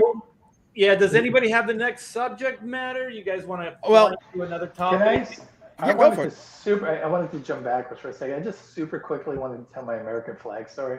Because, like back in the day when Howard first started American flag, I used to go to my local comic shop, which Forbidden Planet. It was like a 3-mile walk for me. I'd go every Saturday New York morning. City, yeah. Yeah, but I would, I lived on the Lower East Side, and I would walk to. I'm talking about when Forbidden Planet first opened.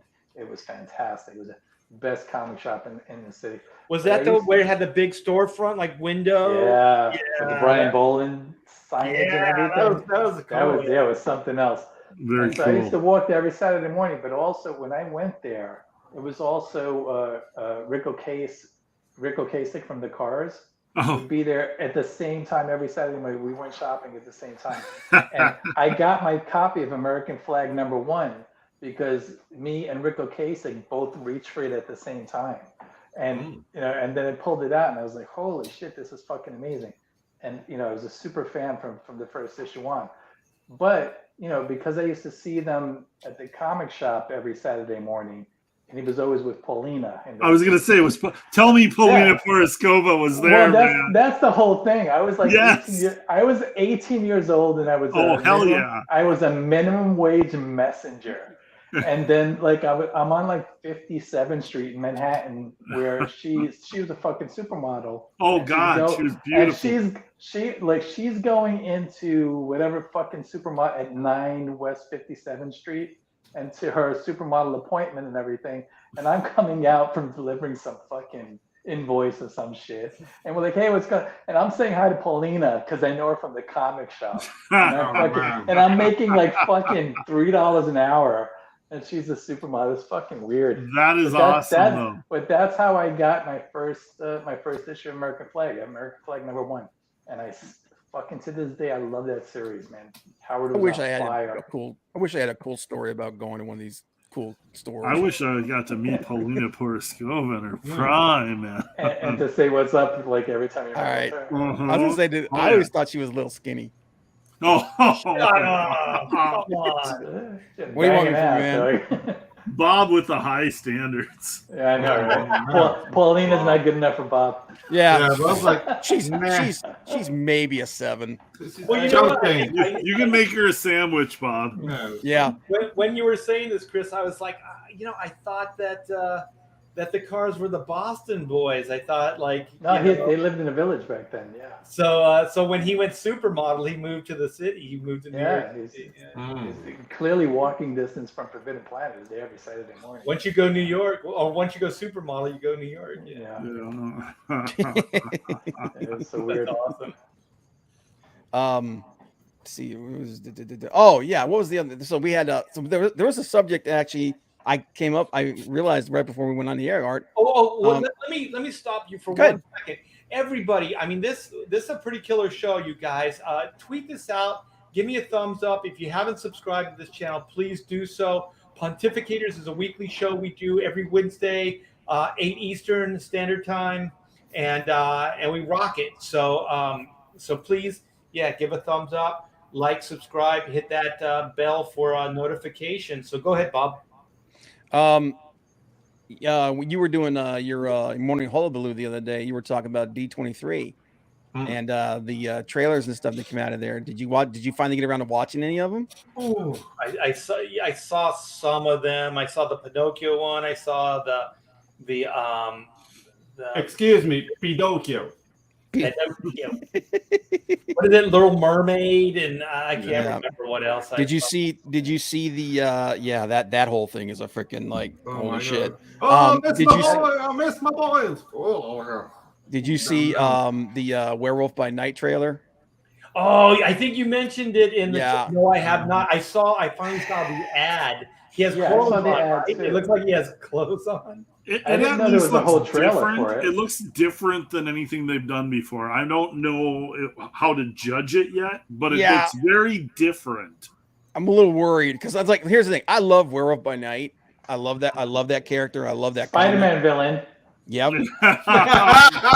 Yeah, Art. It's a Spider-Man villain. But, I love the Spider-Man villains. I just don't like. You just hate Spider-Man. Jesus. But hey, Bob, you have the trailer? Can you find the trailer? I can get it up real quick, but the thing is, I'm both at the same time. I'm glad to see that they're doing a show about him. But at the same time, I'm scared. Cheap shot.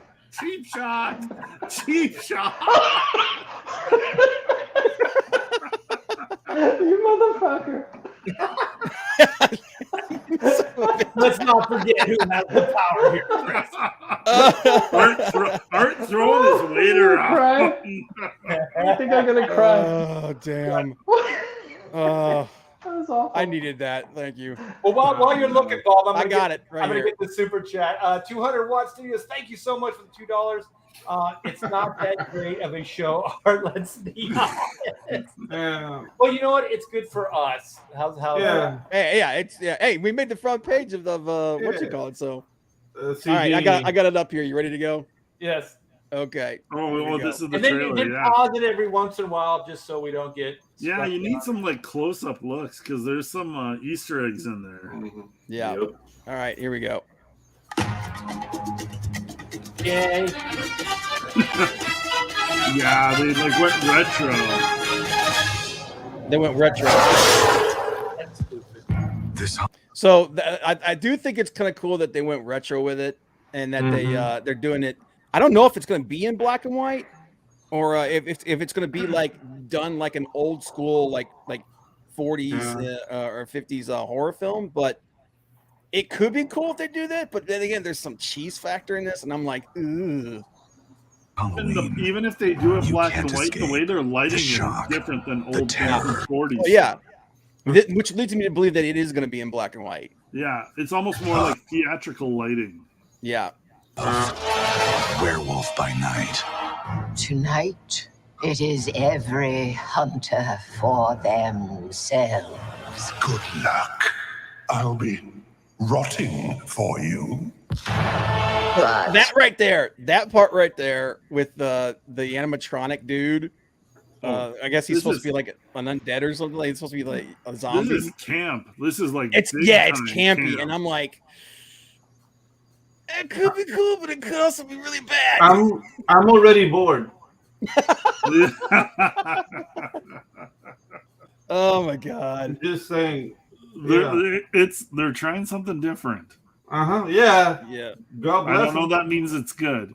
but But one of you is a monster, masquerading as one of our own. I can't wait to find out what breed of evil you are. yeah, if this chick is supposed to be the big bad, he ain't blowing my skirt up. It's the old man. Yeah.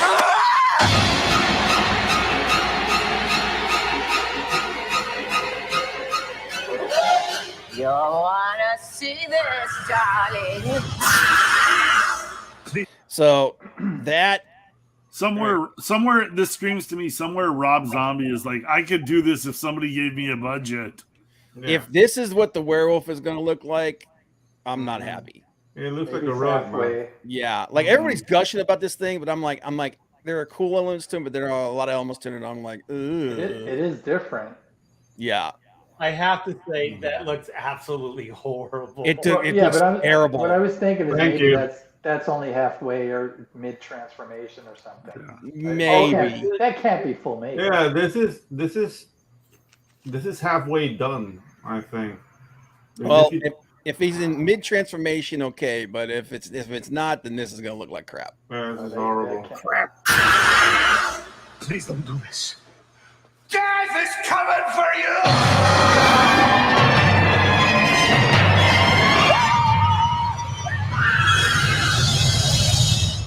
So this right here, like you're saying that it's, In one of the stills is Swamp Thing, I think, right? Or Man Thing. Man Thing. yeah, Man Thing is in.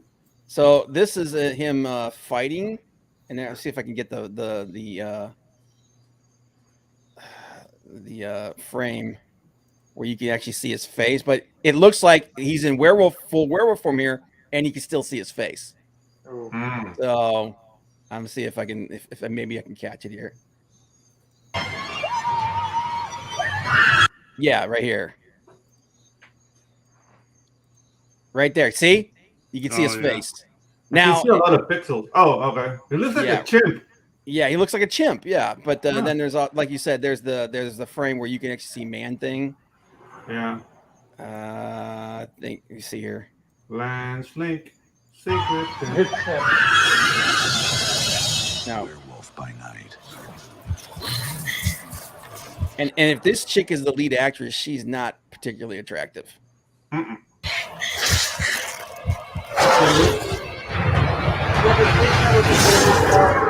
Take that with a grain of salt. Bob thought Paulina.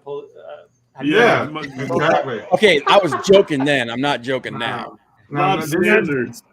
No, this is spam. Yeah, this is spam from accounting, but yeah, Bob has very, very high standards for women, which I respect. I respect that. You know, like yeah. But you aim high is and anyone you know, else seeing Christian Ritter? That's who it looks like. Yeah. Yeah, Chris that's what I Ball. thought it was at first. Yeah, very, very much around the eyes and the nose. Yeah, it does let me look pull like up her. Werewolf by Night and see what the cast is. But she wouldn't play this role because she's kind of typecast into that. You know Maybe she's the playing Jessica Jones. cast. yeah. Yeah. Oh boy, if they tied Jessica Jones her into this. Her name is Laura Donnelly, Mhm. and the guy playing Jack Russell is Gail Garcia Bernal. Mm. So I don't know if there's enough to go by really because Yeah, it's hard to make a judgment off of this. Yeah. I would just say it looks different enough where I want to give it a look before I Right. judge it. 'Cause This yeah. doesn't look like anything Marvel Disney has done before. They're Okay. trying at least something Art- different. Art, you need to highlight Joseph Dredd's comment right there. Yeah. Same percent as I trust Nice. $24. That's 20, perfect. Oh, man. 24 donuts, not just 24. not just a couple, but a full That's like- 24. That's like getting two boxes at Dunkin'. Yeah. Yeah. No. There's nothing about that looks great. And I'll tell you the coolest thing I thought with Werewolf by Night was just that he was a werewolf with like a superhero suit. Like that one piece, like kind of tight fitting, like superhero. Yeah, that was his astronaut outfit. Yeah, I thought that was like. I thought that was it cool. was it Yeah. J. No, Jonah Jameson's son? That's Man Wolf. That's Man Wolf. That's not Werewolf by Night. That's Man Wolf. Oh, wait a minute. You are right. I mean, Well, that's the Spider-Man villain. Then the Spider-Man villain has So much for Spider-Man being everything you built your life around. Jesus. Oh, Just shit on me. Man. shots fired. Hot damn. Hot All dog. right, so who was in the Bill at the end of the Bill Sienkiewicz Moon Knight run? Was that Werewolf by Night? I think so. Yeah. Because Werewolf by Night was a horror character, whereas John Jameson right. was Man Man Wolf. Wolf. Okay. all right. One of them looks more like a wolf, which is the That would be Werewolf by Night. with the super suit, and then Werewolf by Night looks more like the Lon Chaney werewolf, right? Right. Yeah. He looks less dog-like. Like the Not- other one was more like a hound. Well, the Lon Chaney thing was the Wolfman, and Oh, I mean, who was the guy then that played the werewolf? Lon Chaney Jr. Lon Chaney Chaney Jr. was the original werewolf. Yeah. The My original favorite- werewolf. Yeah. He was my favorite Universal monster. Yeah. Echo, and I can't figure out where the hell it's coming from. Yeah. I don't know. Mostly when Bob speaks, but I don't think it's Bob. You had one earlier, but now it's gone. I'm No, not it's- sure. I think it's floating around in the mist. Yeah. Echo in the mist. Like In the ether. Yeah, so, Yeah, okay, so quick, Hello. Pontificator round Hey, robin. how's everybody? Is it me? I'm gonna slap the shit out of you, Clint. Is it me? Okay, round robin, quick. Werewolf by Night. Bob. Nah. I'll look at it. Curiosity always gets me. Right. I'm going to give it a look. I mean, Yeah. I like to give stuff a look before I crap all over. I like to crap over it before I even know. Well, then, and to everybody, I don't know. that's I don't know. Fair I game. think we should stop with the hate viewing and allow them No. just to wriggle away into a little puddle of nothing. 'Cause dude, It's too much fun to take something that a corporation spent Yes. no real time and effort into creating and crafting, and then just kind of ripping it to shreds. what's it? Yeah. Pedro doesn't understand it. It's your God-given American right to Oh, crap dude. all over something. Hey, The Clint, first second Clint. you see it. Clint, I slow down for car crashes too. Okay. Yeah. Especially if there's fire involved. But at some Yes. point, That's they also was it John Jameson's they changed it from Man Wolf to Star Wolf. Star Wolf. Yeah, they changed his name to Star Wolf, and then at one point I think he was also called Star God. But way later on. Like, Way. Not during the Remiter run. Okay, Like, so he was- first, Jack Russell's werewolf looked like Lon Chaney when When he chose to change. transform. But when the moon forced him to change, he looked more like a werewolf from The Howling. Yeah. Okay. Because So he was cursed, whereas John was because of that gem that he had stuck in his chest. The Moon Rock. Yeah, the moon rock. So just to make That was it Marvel. fused into his neck. shut up, truck.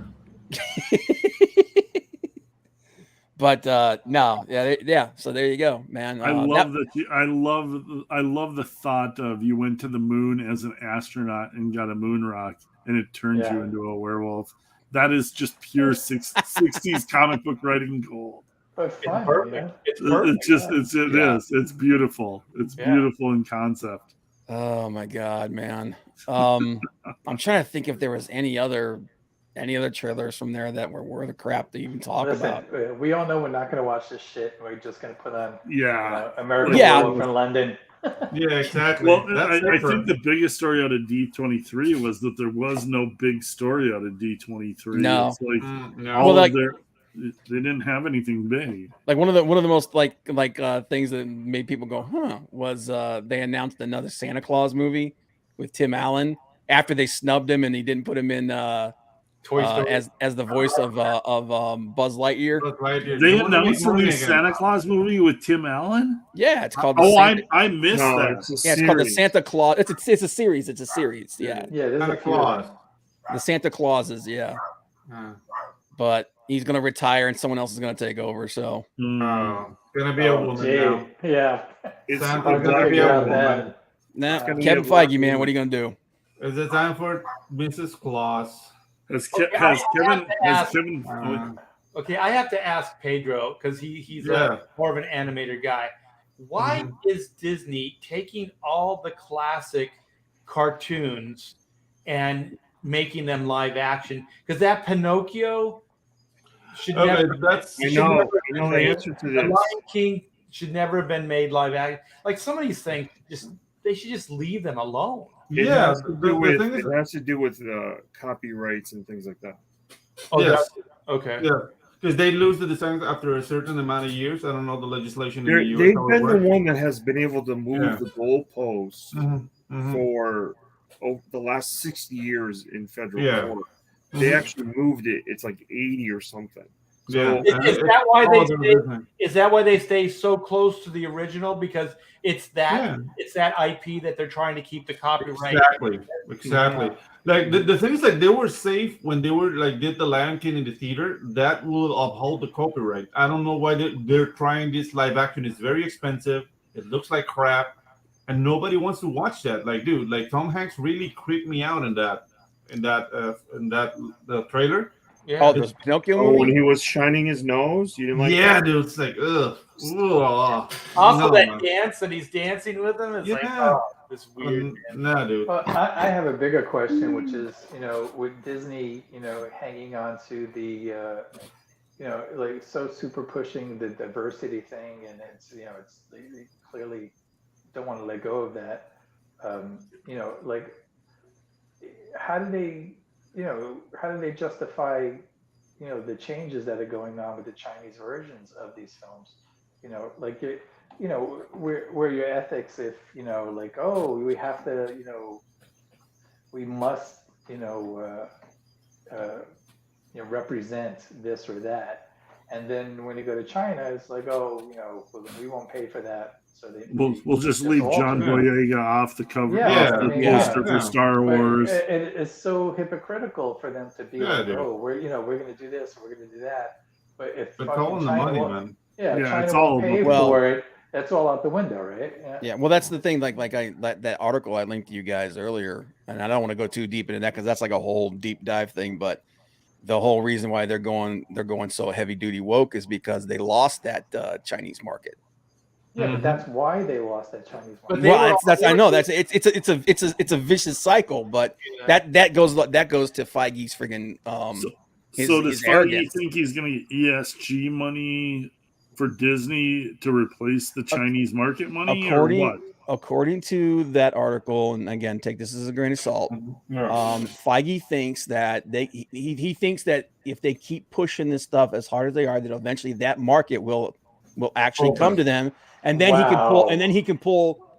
can pull all the old school fans that they lose back with the nostalgia stuff like they did with Spider-Man No Way Home. He didn't say that out loud, did he? So according to the freaking the guy who's So he's just thinking the entire culture of China is going to fucking. No, he's thinking that he's not banking on that. He's banking on all the woke people finally actually buying in and actually. He thinks the woke people are going to buy start something. spending money, which they don't have because they're woke. Yeah, No, but that's he insanity. and he thinks that all the people that insanity. the people that he's going to lose will come back for the nostalgia stuff. Wow. Yeah. Well, the thing is, nuts. this is my take on this. I have no facts or anything, just observation over years. Hollywood has contempt for the source material with anything. Yeah. Books, novels, Stephen King, they treat like shit.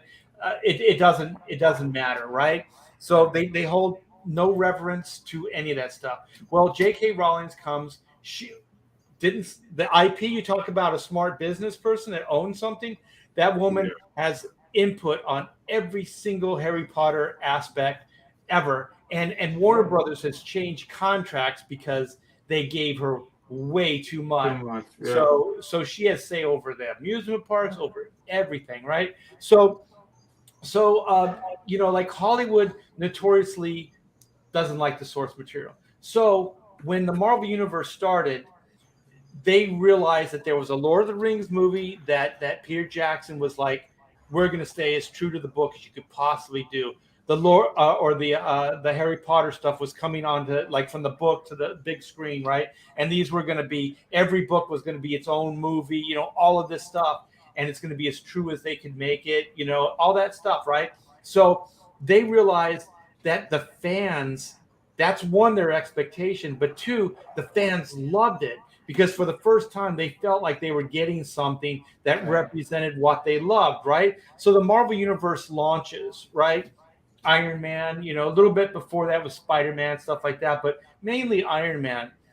So they even bring in a Marvel Brain Trust, Marvel Comics people in, for the first phase. And so then they give a lot of fan service, like, oh, this is like Marvel Comics, but on the big screen, this is true to these characters. They switched them up a little bit, but most of the fans didn't care because they realized you had to do, you have to update Iron Man. It can't be, the Korean War or whatever it was. It had to be more contemporary and all this other stuff, right? So then as soon as Hollywood didn't need these guys, they didn't need the street cred with the fan base, they slowly weaned themselves off of it. And so now they're at phase 4, whatever the hell it is, and they've actually realized that they have a unique problem, which is actors that will age out. So all of these guys, you got 10 years going into it. If you hire, Chris Evans at 30, well, now he's 40. You know what I mean? Like these guys actually, where comics didn't have that problem, real life stuff does. So they realized as a company, as publishing, cinematic, all of this stuff, that they had a unique problem that the comics never had, and that's age. So I believe what they started doing, and it was probably ego at the same time, is they wanted to, for their own ego, we need a new Iron Man. We need a new Thor. We need a new Captain America. We need somebody that's going to pick the mantle up and give us another 10 years cinematically, or we can't continue. But how do we do that? How do we make it seem like the fans love these characters, right? How do we do this? Let's start introducing them in the comic books. It's cheap. It's whatever. But the reason they don't care about people like us is because they're chasing the Hollywood money. The ESG or the Hollywood money or whatever it is, because the comics is small potatoes. But film, those guys are making billions of dollars. So they're not going to make billions of dollars with the replacement characters. Exactly. But when they started this, Chris, I think that's what they were thinking. The reality is starting to shift. Because they were getting backlash with the comic books, but they didn't fucking care. They didn't care, right? When all the comic book fans were going, Riri Williams, we like Tony Stark, and all this other stuff. They are sadly mistaken if they think they didn't care. Why didn't they care? Because they didn't care about the sales of the comic book. They were trying to. They don't fucking know comics. Yeah. They just don't know comics. That by the time Riri Williams has her big screen debut, she may have 10 years already in the comic books. So now that they can say, she's earned her, her place in comic book lore. She's with comics that are selling 20,000 copies. I mean, well, you and I know that. Yeah. But they don't see that. They see it as an IP. Oh, there's an IP we can use. Boy, I believe that is people that don't know comics that are in charge of the bigger movie franchises. And they just don't understand comic books. When they come up with the Riri Williams movie, they're definitely gonna say like best-selling comic book sales ever, because they tried to do the same with Captain Marvel. They kept saying it even though it wasn't true, but she's the most powerful. She's the center. Everybody loves her, and it's like, dude, I don't know. Listen, I think Captain Marvel, whatever money it did make, it made on the coattails of all the other Marvel. Yeah, it's a sandwich movie. Yeah, it's a sandwich movie. On its best the thing is, it's these experiments that they're trying it. I'm not saying they're successful at it, but I do believe that these like things I was saying is their goal. They were playing long-term ball. They were using the publishing company as a way to IP farm like new versions of all these characters, and also not just new versions, but also new mindset, dude. new ways of looking at life. So they're not just like rebrand, like going, okay, this is the new Iron Man.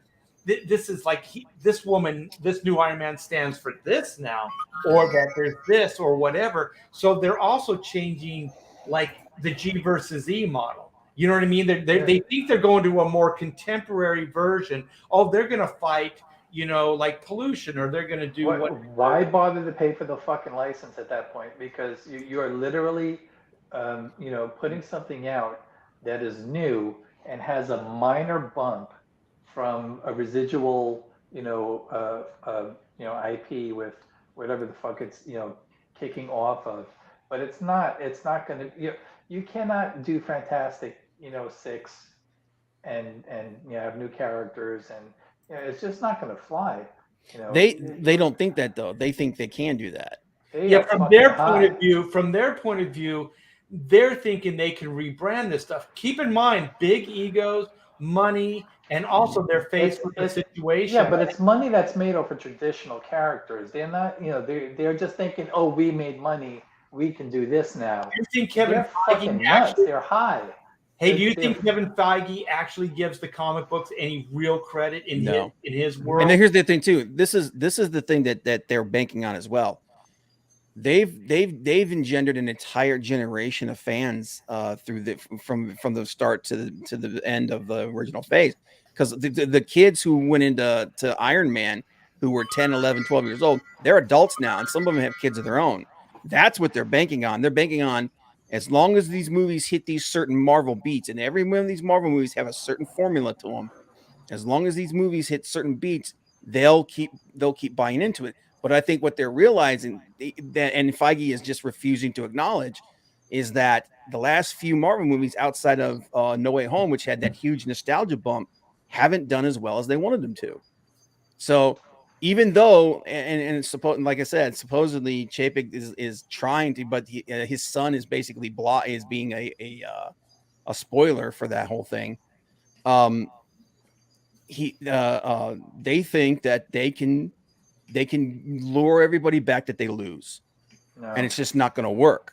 I don't know, man. But the thing is, there's a lot of people that, like I said, they engendered an entire generation of people that are like, as long as those movies hit those beats, they'll be down for at least a while. Liefeld today just mentioned that he thought the superhero wave has crashed, and we're on to newer. He mentioned because like they're going to do a new Mission Impossible, the new Indiana Jones, and I think he's absolutely right. I'm totally agreeing with that. That we have seen now the big wave of superhero films, and now we're in the whitewater bullshit left over. I think he's right. I don't think that unless, and I think you could go backwards, and like if you launched a new Fantastic Four movie and did a traditional and rebooted that franchise, I think you fucking do gangbusters with it. But you're not going to do jack shit with these new replacement characters. They're fucking high. No. I mean, if superhero movies go under, it's because they were sabotaged from within. Yeah. Because the just entertainment, the desire for the fan base is still there, but I think like Hollywood is, I think Hollywood is sick. Yeah. I think people are just sick of Hollywood. I think people are sick of Hollywood, but Hollywood is sick of people. Hollywood is sick of people being fans of these superhero movies. Hollywood doesn't want to do these movies. Yeah, they don't want to believe that it's the fan base. They don't want to believe it's the comic books. They don't want to believe it's Stan and Jack. They don't want to believe any of those things. Stan and Jack. they want to remove themselves as quickly as they possibly can from all that stuff, and they want to pat themselves on the back and say that they're the ones that did it. It's ego and power and all those things. Yeah, they're about to learn a lesson. That hubris is going to be Yeah. what is going to be their Their downfall. downfall, yeah. Because like you said, Chris, the only thing that they're going to be able to do, they still have a chance. They could do it because they still have the X-Men and they have the Fantastic Four. Oh yeah. But they have to one, go beyond anything we've seen because those franchises have already been effed out, right? Yeah. People have already seen the X-Men, the Fox X-Men. They've already seen several versions of the Fantastic Four, and there's already fatigue there. There's already the Well, last they, couple. they could stay true to the origins, and I think people would like that. Like the versions of the Fantastic Four and the X-Men that we've seen are a far stride away from where Hugh the Jackman, that's origins came from. If they stuck to the origins of the X-Men and the Fantastic Four, I think they would. That would be a new franchise, two new franchises. That would be at least a decade going. Yeah, dude, you have to with FF. You got to go back to Stan and Jack and reboot from there. Even if you do have to figure out to bring it into a semi modern. You can modernize it, but keep the heart of what the right. film You got to go back to Stan and Jack. Dude, I don't know who was talking about this. Yeah, go ahead. With the X-Men, you got to go back to the John Byrne Giant Size #1. because that is yes, but I think like when it bumps into the Byrne run, it becomes a bigger monster. That's when the X-Men really became the juggernaut. And I think honestly, and I'm a little biased here because that's my X-Men that I love so much. But that is when the X-Men became the juggernaut. That fucking the Byrne run. Yeah, and so I don't know. With the X-Men, I would go to the Byrne run. I would dip into that well, and I would dip fucking deep into that well. Those costumes, those villains. I would fucking, and if you can't get 10 years out of that, you're out of your fucking minds. Yeah. Because if they came back to that and did, fucking Proteus and forget it. Fuck yeah, you could sell those movies. Yeah, dude. I don't know. Like the whole thing with the Fantastic Four, and this is more like the animator in me, would like to see like a past tense movie in the flavor of what Brad Bird with the Incredibles. A period piece. Period piece. Yeah, old school tech. Yeah, and maybe do the same with Captain America. They're frozen. They go to another dimension, come back to the modern world, and that's the end of the first movie. But the first Fantastic FF movie should be up to my taste. Would be like a past tense movie in the 60s. That would make it very cool. Yeah. You could get away with that. Cool. You could do a traditional Stan and Jack, version of the FF.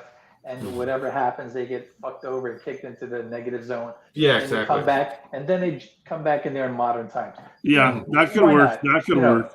Yeah. And a period piece would be really cool. I mean, like a full-on 60s period piece, and then they come out of it in modern times. But it's a classic FF.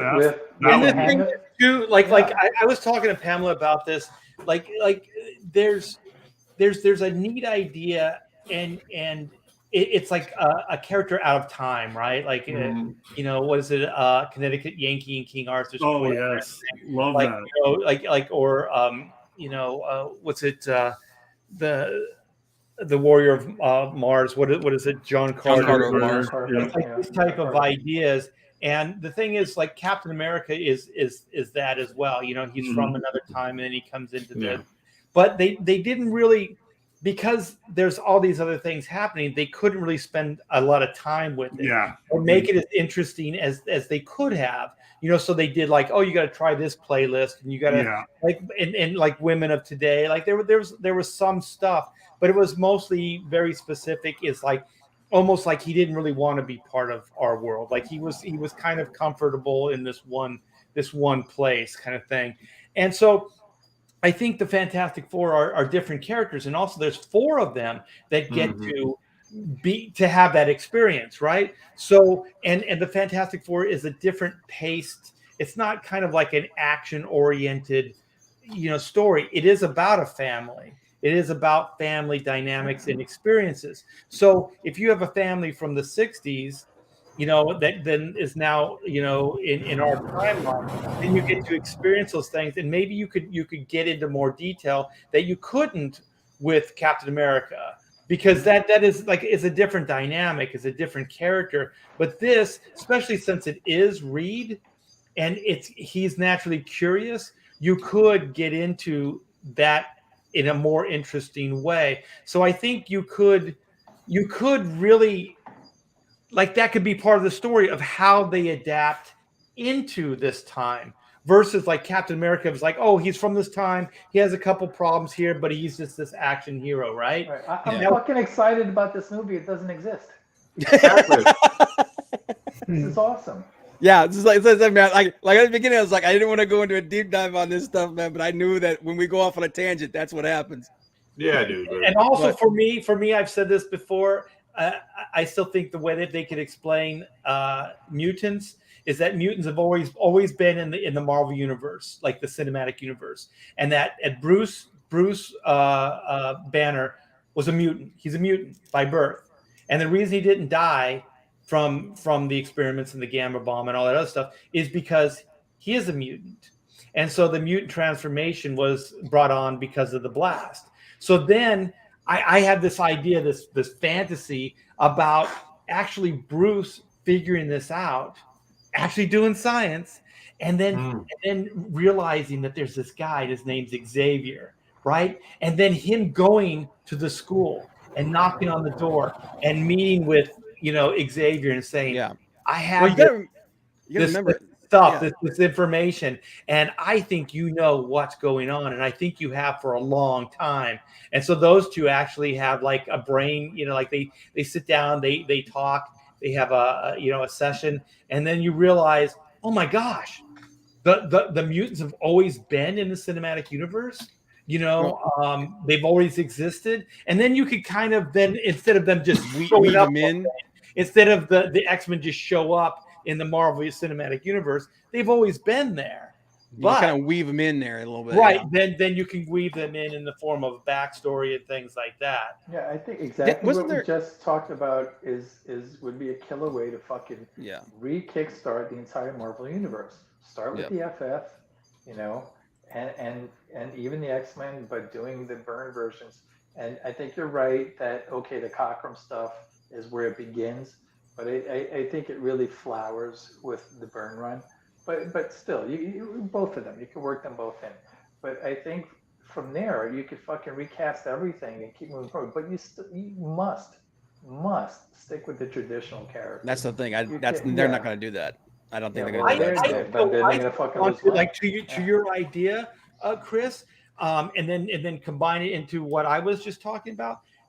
I still like the idea of the original. What was it? 5, like Iceman, Angel, Beast, Marvel Girl, and like Marvel Girl and Cyclops. Like you could do the throwback movie for that. Yeah, right. Those guys always existed. So the 10 years that the Marvel universe has been going on, they have been there, and now there's this whole like revolution. There's this whole like. Like, why are all these mutants coming out now? So then you could introduce like the new mutants, and it could be like a recruiting kind of thing. But Ben Grimm, you can end that Fantastic Four movie with fucking that cliffhanger. You could have the original X-Men do a fucking cameo in the FF in their time, and then the FF come back out of the negative zone, and now they're in modern times, and it's the John Byrne X-Men. And they're like, we're the X-Men. They're like, you're the X-Men. Dude. They're fucking murder. It would murder. But Art, who's going to put us in charge of the Marvel fucking... That's a good place to end it, man. Yeah. All right, Bob, do this. Is it the... Yep. All right, you guys. Well, that's another Pontificators in the room. Had a blast with you guys. Thanks to everybody in the chat for hanging out. If you could, before you take off, give me a thumbs up. Give us a thumbs up. Tweet this out on your social media. If you haven't liked and subscribed, please do so. Hit that bell for notifications. It does help. And thanks to everybody in the chat again. And thanks for all the super chats. And thanks to all you guys, man. My Pontificator. Yeah. I think we brought it. Everybody brought it except for Pod. Hey, Todd is a man of few but important Few words, yeah. Few but important words. There's We no need a room. Todd segment. The man of constant You guys don't sorrow. leave any room for anyone to get a word in. Let's give Todd a minute or two. Well, I want in the middle of the show there has to be a Todd segment, and Todd can work up what he wants his segment to be. I want to do, and then we all shut up, and it's just Todd. I want to do a new segment. I want to go to Todd Teaches. Okay, Todd, I have learned a lot of stuff from you, man. You're an encyclopedia of comic book creators, man. Give us an old school guy to look into. Old school? Give us somebody old school to look into. Somebody that maybe like you turning me on to Gene Cologne, man. So okay, tell me somebody else. Butch Geis. Yeah, Butch Geis. How do you spell it? Yeah, Butch incredible artist. Golden period. Futurists. And that was the Todd Minute. Guice. Yeah. Jackson, he was around for a long time. Very long time. Which guys? That's our homework. I used to get my blue board, my blue coated papers, and there was like the outside cover of them. It was his artwork. He had Geis was doing Superman after a little bit after your run. But that's Butch is different then. But Butch Geis in his early days, when he was Golden influenced. Oh that's when he was super exciting. Micronauts and his later stuff got more photo referencey. Right. Yeah. Well, also, he had two names, right? Two first names. Jackson. Butch Geis and then Jackson. Jackson. Oh, yeah. Okay, so remember that, guys. There was something weird about him. Like, if you used the name Jackson, then you got a certain look, or there was almost like a split personality. Yeah, Jackson was the photo referencey stuff, and then the Butch Geis stuff was his Golden influence stuff. Okay. Where he was inking himself, right? He was very exciting. He did one of those early graphic novels that were like Swashbucklers, and I met him. I met him when he was doing that. So there you go, guys. He was a nice guy, and see, this is why we need more Todd. Hey, Todd Teaches. That's the new segment at the end of every Pontificators. I didn't speak.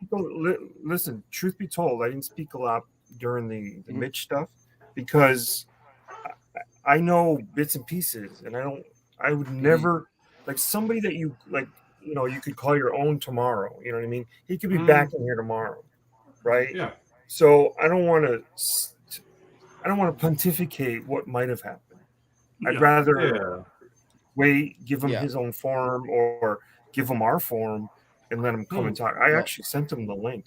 Well, I was talking to him in the chat, and I said, "Listen, man, take some time, think about it. If you want to come on here and tell your side of the story, go for it." Dude. Yeah, I mean, by my intention was not to like shit on Mitch or the thing. We're just talking about the topic, and I don't think we did.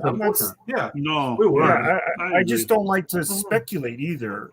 Yeah, gotcha. That's cool. Like someone started to say, I think it was the business aspect of it, and he was putting on a suit and tie and getting out. We're done after it. So I really was. I'll speculate without knowing shit about anything. All the time. The title of the show is called Pontificators. If I have to talk about shit, I know it's going to be a real short show. Anyway, guys, we got to wrap this up. I gotta go. Yeah, we gotta go. Butch guys. Bob had a burrito earlier. Yeah, everybody back Futurists. That's Butch Geis. Yeah. I'll look up some of his back issue stuff, and we'll do a Todd spotlight on a creator or something, and that will be your time to rock it, Todd. How about that? Ooh, I got plenty. That's the you have homework. Where Todd? Oh God, I love talking to Todd about this stuff. It's like the European guys. Like he knows not just America. That's what I'm saying, man. The whole world. Hey, that friggin' Tomb of Dracula run, man. Good? Was that? Was Mobius any good? Mobius? I've heard his artist. That did suck. He was eclectic, but he was really good. Like these European guys, I assume most of them are hacks, so I didn't even really check this stuff. Prior to this whole look. The truth is, prior to this big box stuff, like those bookstores and things, the only way you got to see some of those European guys was in heavy metal. Yes. Yeah. Well, they I'm started sure doing they reprints did of like a stuff in the 90s, Marvel too. epic book or something Do you like that. remember how Yeah. fantastic heavy metal was in the early days? Oh yeah. That was Yeah. the gateway to all that shit. And Yeah. it was mind blowing. But Well, yeah, let guys. me answer this. I just, David, Frankie, I just yeah, want to keep Todd going and just drive Bob nuts. Yeah, Mitch wasn't on the show like as a guest. He was in the chat and he was talking and he was basically saying that people really don't know the full detail of the story. So I'm sure on in some way where he's able to say what he needs to say uninterrupted and in his own on his own terms. I believe he will come clean, but I don't think there was any malice. I don't think there was any hate. I don't think there was any anger in his heart. I think it just got in over his head. And that's pretty much it. So we can all think our thoughts and we can all have our takes on it. But at the end of the day, I really don't think that there was any malice involved. So on that note, we should take off and we'll see you next week on another Pontificators. Take care, guys.